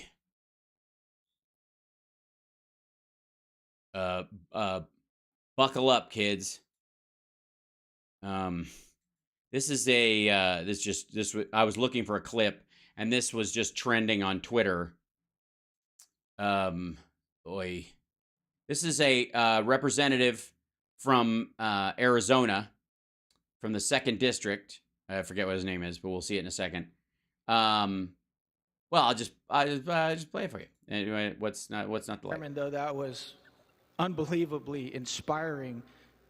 My amendment has nothing to do with whether or not colored people or black people or anybody can serve, okay? Yeah, he said colored people. Now, there is a Roseanne has famously said bullshit about colored people versus people of color as a phrase. And the idea being that people of color is a descriptive of a trait that someone has. Whereas colored people is like, well, we all start off good and white, and then the dear Lord paints other people a different color so we know they're bad. Sort of like the old Mormon mythology. That's why. And yes, there's a difference between people of color and people who are somehow, at some point, made a different color on purpose because they didn't start that way. It's fucked up. It's stupid. Past tense, it's an active verb. It's stupid. And gross. just for the record. But the fact that during a discussion about policy around the NDAA, this dude, who I think is serving his last term in Congress now, he's from Sedona and Flagstaff and Prescott area, his second district of 3, I think, right? Yeah, he said that because it's weird when also, and I don't know why this is. Okay, oh God, I don't know why. For some reason,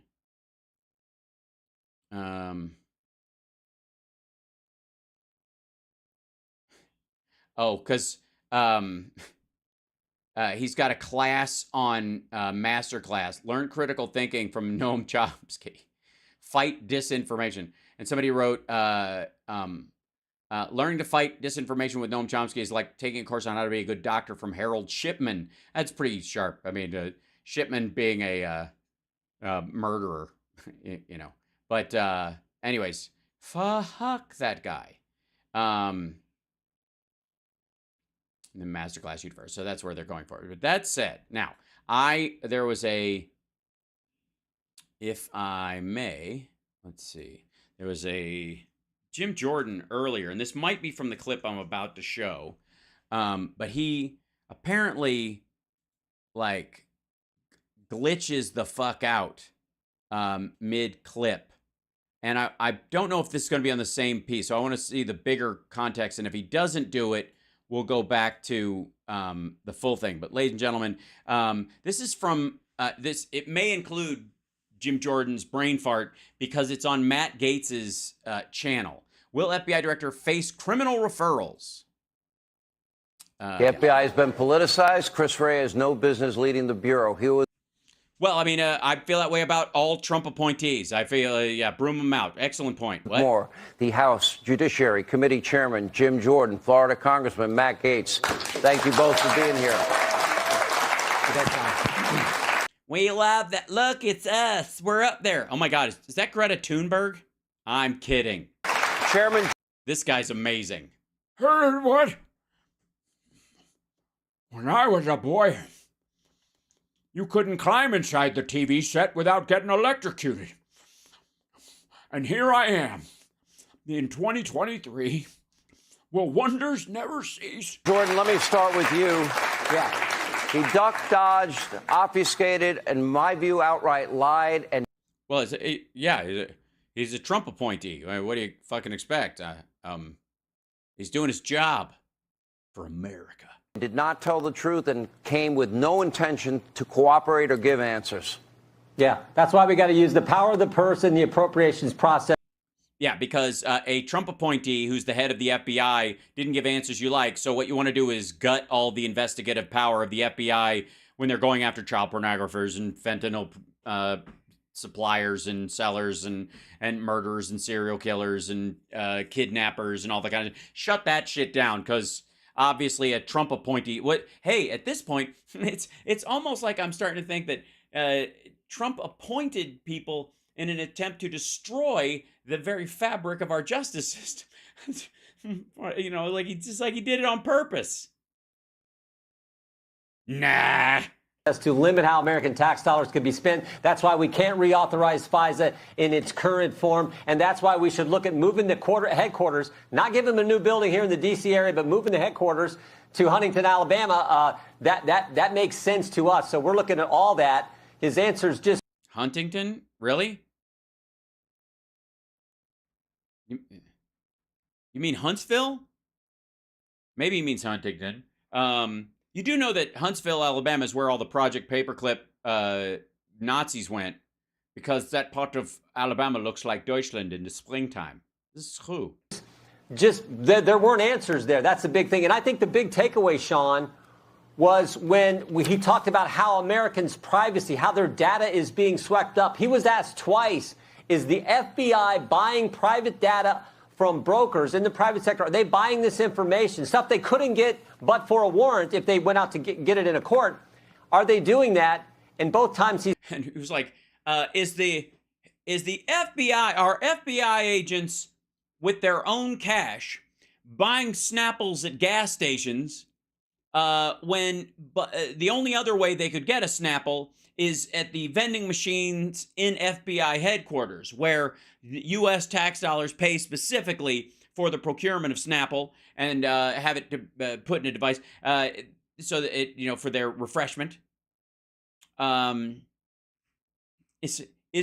me get this right. So, is the FBI buying something that is sold openly to anyone who wants to buy it, foreign or domestic,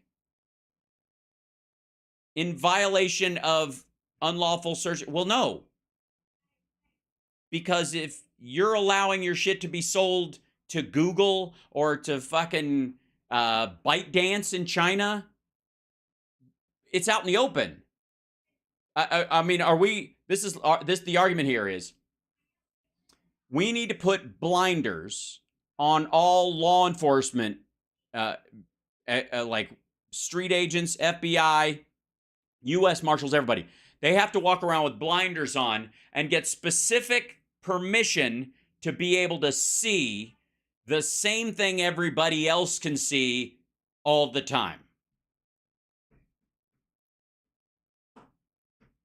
What? He said, I'll have to get back with you.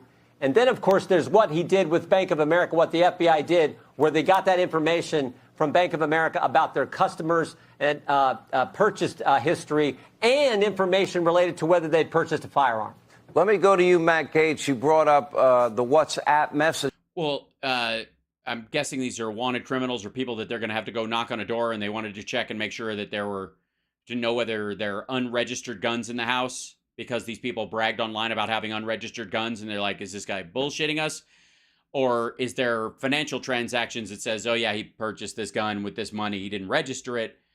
Yeah. Or he took out this money the same day this dude bought a gun for the same amount, and he stood in this parking lot magically when it all went down. I am sitting here with my father.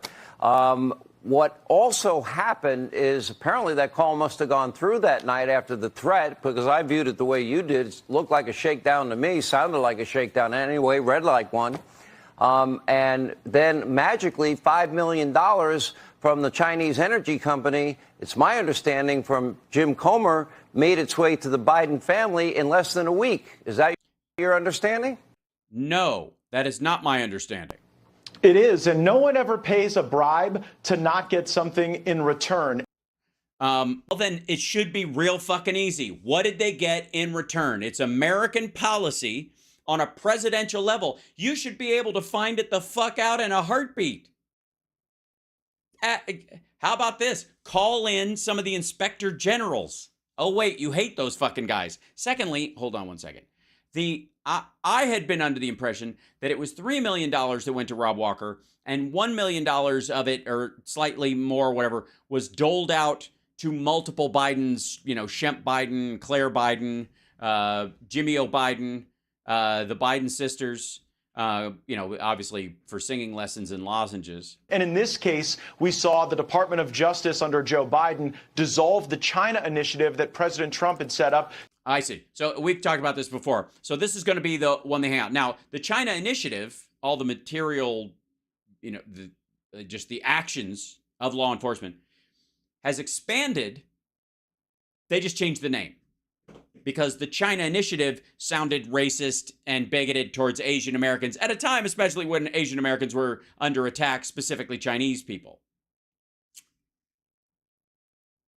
And, oh, by the way, if you... let's see, one second. Let me, just in case you think I'm talking out of my ass, let me go to my thing and, let's see. Yeah, I broke this down earlier. I thought I'd show you guys this. I posted it on my threads, but it's also on my Twitter. I'm starting to see why the GOP hates the FBI. There were multiple stories that I just pulled and posted up here. FBI arrests a Florida hardcore leftist who plotted armed attack on pro-Trump protesters at state capitol. FBI arrests 2 alleged Chinese agents and charges dozens with working inside the U.S. to silence dissidents. That's April 2023. That is specifically the kind of stuff that the China Initiative was going after. And if you'll recall, these mysterious Chinese police stations in the United States. Let's see. This is yeah. There you go. 6 more illegal Chinese police stations allegedly operating in U.S., including Houston.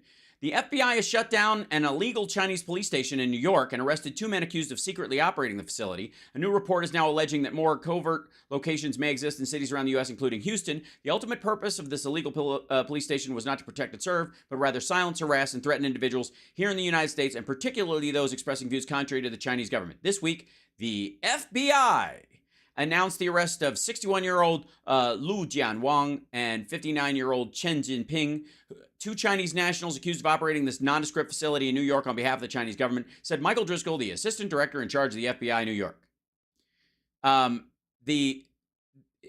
Again, if they were paying this bribe to Joe Biden and Hunter Biden and Shemp Biden and Zeppo Biden and Osama bin Biden, well, whoever the fuck, if they're paying that money to benefit the Chinese government and shut down the China Initiative, then it seems like what's actually happened is that Trump named the initiative the China Initiative so that people that, in the Chinese government could get wind of it a lot easier, because all the memos would be attached to it. And if there was a mole or somebody that they could use if they were paying for inside information, they could easily track if somebody was onto them, because it would be part of it. It would have China Initiative written across the fucking memo. And by the Biden administration taking that name off, they effectively made it an undercover investigation again and actually did the fucking work.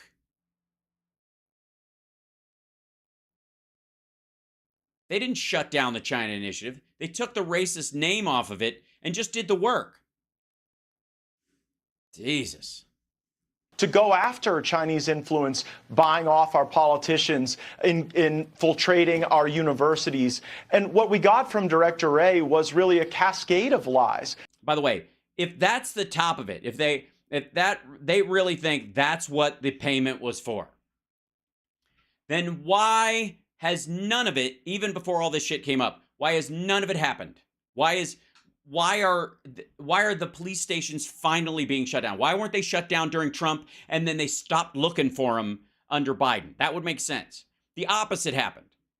Trump was leaving them alone. They were operating with impunity, we now know, during the Trump administration. And then Biden's administration comes in, changes the name of the China Initiative, and starts going after them for fucking real. He lied about not repositioning assets to investigate speech at school board meetings. We already had whistleblowers tell us that was true. He lied about how That's not what they said. And that's not what he said. FISA was used. He lied about how people associated with January 6th were treated. And I want to respond. Yeah, well, I mean, I think he probably didn't speak the truth. He probably said they should have been treated a lot worse, if he was being honest, but he probably tempered his language. To something that Chris Christie said on Fox News earlier today. He said that Christopher Wray had delivered extraordinary results. The problem is they're just extraordinarily awful. And that's what a zinger. See, that's why the kid's got legs. He's like a rocket ship in the Republican Party. What's not to like? It's not like he's a second-generation politician from the Capital District in Florida or something with friends who are now in jail. Swamp. Chris Christie criticized us for engaging in fundraising theater during this committee. And I'll have you know, I didn't raise a dime because everyone thinks I'm an asshole. And I'm not going to take my notes on fundraising from a guy who was a lobbyist and was snout down in the... He was snout down? That must hurt. I'm sorry. Engaging in fundraising theater during this committee. And I'm not going to take my notes on fundraising from a guy who was a lobbyist and was snout down in the lobbyist financial money laundering situation. He was snout down in the financial money laundering lobbyist situation? How did I not know about this? I mean, Chris Christie snout down in a snout down? Does he mean, oh, is this a pig reference? He was up to his snout. It's a fat joke. Is that what it's turning out to be? Snout down. We've got a snout down. We've got a snout down. When he was raising money from them as governor of New Jersey. So I'm more likely to take like Chris Christie's exercise plan than I. Yeah. Okay. The second fat joke. I am his fundraising strategy.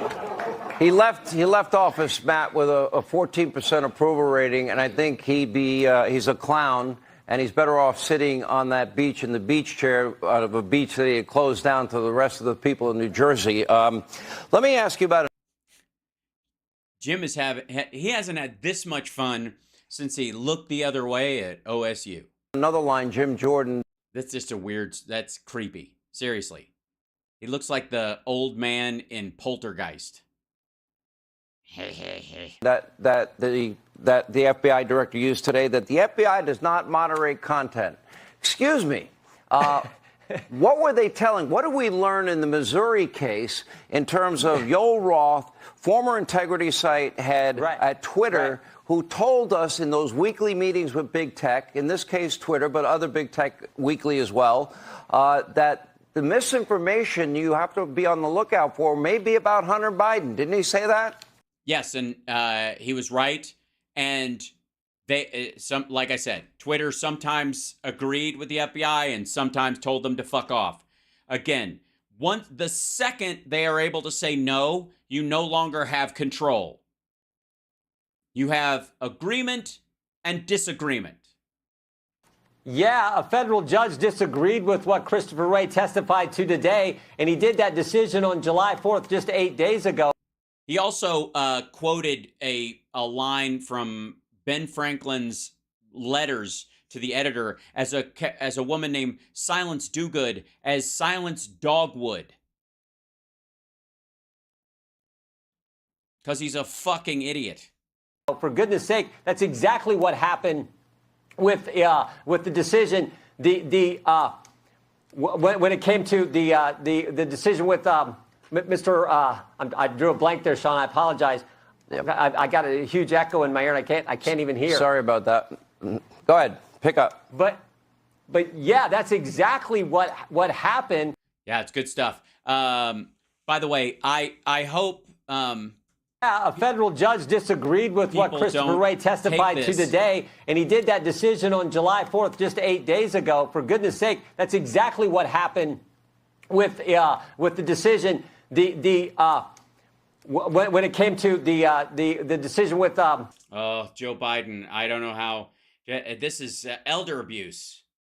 I don't know how anybody can let Joe Biden run anymore. Listen to for goodness sake, that's exactly what happened. Right with the decision. When it came to the decision with Mr. I drew a blank there, Sean. I apologize. Yep. I got a huge echo in my ear, and I can't even hear. Sorry about that. Go ahead, pick up. But yeah, that's exactly. Yeah. I drew a blank there, Sean. I apologize. Yeah, it would be a shame if somebody would just like play this over and over again as an example. With the decision, somebody just doesn't. When it came to the decision with Mr. I drew a blank there, Sean. I apologize. Yep. I got a huge echo in my ear, and I can't even. At least he's taking responsibility for here. Sorry about that. Go ahead, pick up. But yeah, that's exactly what happened. They pre-bunked this story, and they pre-bunked this story. As opposed to debunked it, they rebunked it, they up-bunked it. Facebook's. By the way, I'd like to point out the fact that Chris Wray is got his hand up and is taking the oath, and these other folks, I guess they're they also singing the Star Spangled Banner at the same. Yeah, they're singing the Pledge of Allegiance. Specifically asked the FBI, "Is the Hunter Biden story Russian misinformation?" And the FBI said no comment. This is after they had the laptop for an entire year. No, they didn't. After they've been telling all the big tech companies, get ready for a hack and dump operation. It's coming and it's... Oh, so maybe, I'm just saying, because, again, this is a Trump appointee during the Trump administration when the DOJ is run by somebody that Trump said specifically he believed would be his Roy Cohn, that during that period, not during the Biden administration, not when Joe Biden is actually serving or has any control over the government at all. He's a private citizen running for office at that point. And by the way, during most of the time, behind the eight ball and believed by many, not me, of course, because I was right, but others that he wasn't going to be able to get the nomination, much less win the presidency. And apparently, under Trump's watch and Barr's watch and Christopher Wray, who's a Trump appointee, they looked at this laptop. They had the laptop, you say, for over a year. Maybe, considering who they are, maybe even they couldn't polish this turd. Maybe that's why. I mean, you could also believe that Trump appointed a guy who would run interference for Joe Biden against Trump, and he's just fucking stupid, and that Bill Barr was flipped because he was afraid of being impeached or he lost his courage or something like that, and he'd been fighting for the unique powers for the Supreme Executive seat of the American president for decades, and Trump brought him in specifically for the reason that he was, hoping he would reboot what he did to cover George H.W. Bush's ass in the early 90s. And maybe there was some, magic Jewish space laser that zapped all of them, including Trump, and made them all conspire together to fuck up the laptop chain of custody so that it's completely unusable in a court of law and untraceable in terms of the metadata. Maybe that happened. Or maybe, just maybe, hear me out on this. Donald Trump appointed two guys who were there to protect him, who were people he trusted to at least some degree to favor him in situations where if it's a jump ball and it seems like it could go either way, he's hoping they'll at the very least tap it in his direction, and run interference for him. And those two guys chased down every bullshit lead to try and undermine Biden's campaign. And when they came across this laptop bullshit, they did their due diligence. They sent it to the tech lab. They ran it all down. And what they discovered was Rudy Giuliani and his buddies had manufactured most of this evidence, and that a lot of it came straight from Russia, and that they kept it hidden essentially and blew it off because it would ratchet up the anti-Trump sentiment in the country around the second impeachment, especially around Jan 6.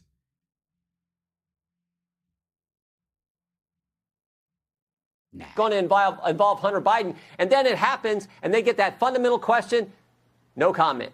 And this is from the Foreign Influence Task Force director, the lead on that Foreign Influence Task Force that Christopher Wray created. I think... Right. The Trump appointee, a lifelong conservative Republican, appointed to that post by Donald Trump, created a task force, and that task force looked at the alleged laptop and the contents of the hard drive called laptop, and what they found was, if we try to use any of this, we're fucked. Trump is fucked. Barr is fucked. We're starting a round two. The only metadata or only traceable stuff we have points directly to Russia.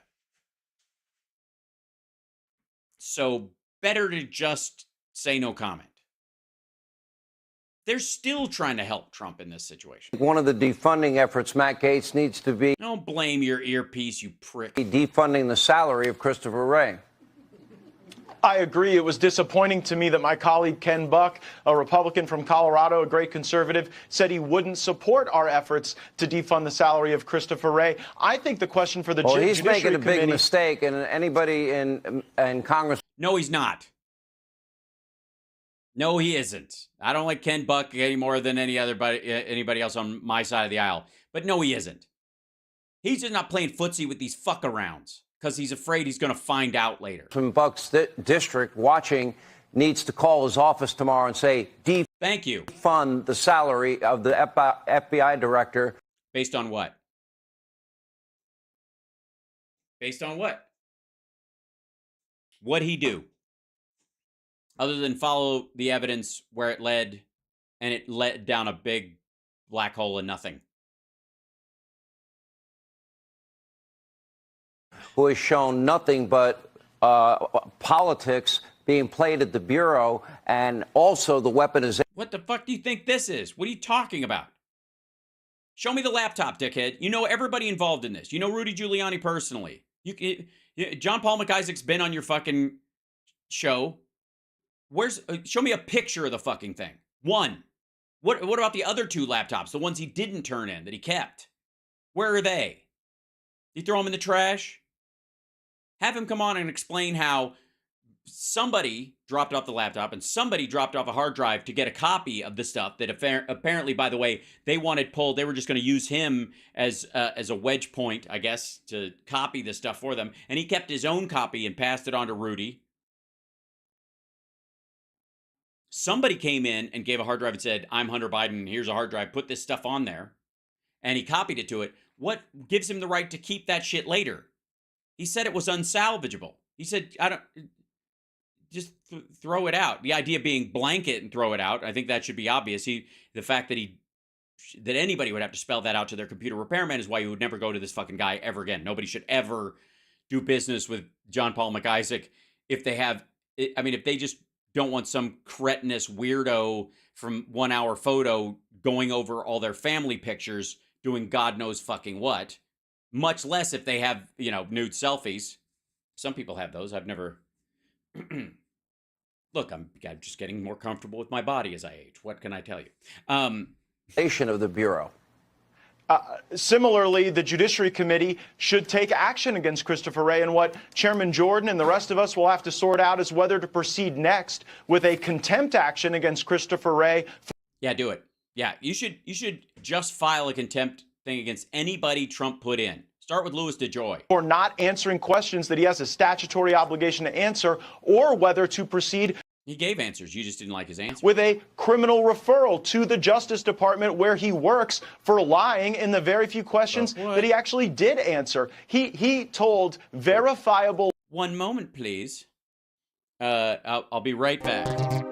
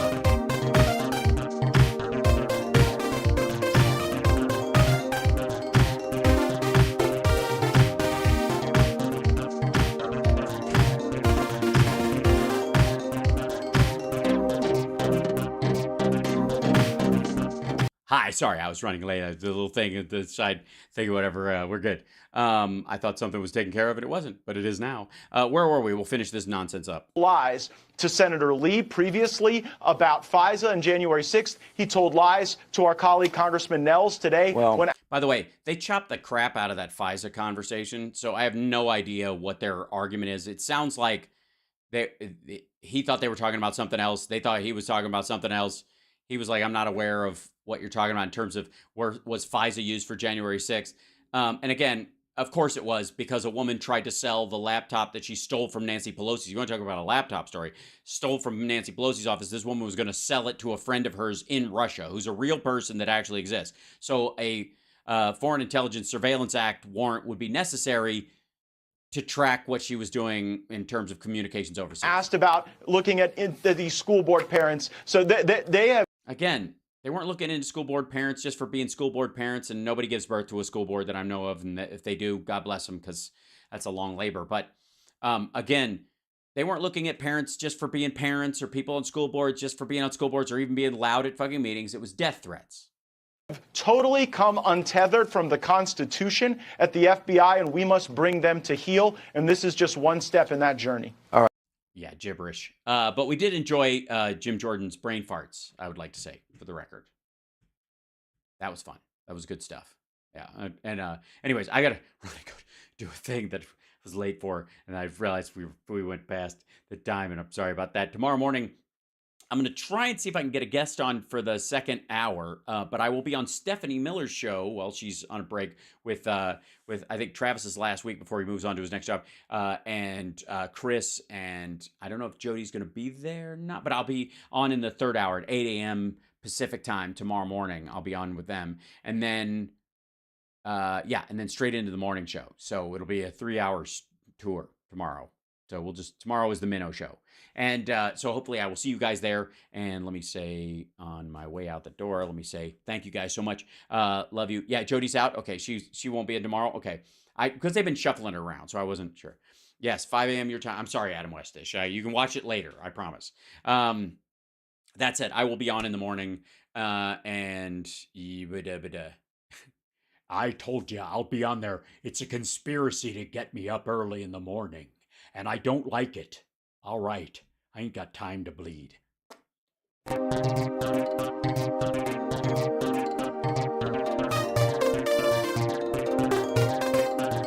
Oh yeah, that's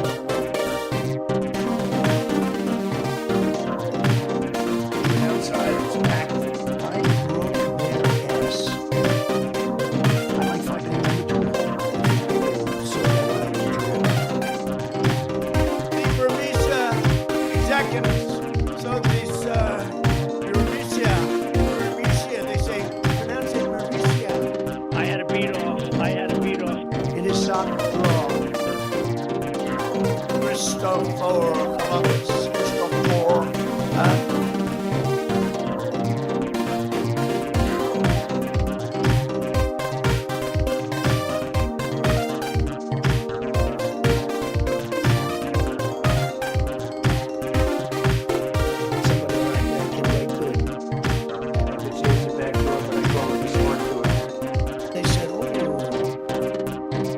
Michigan gave us Motown.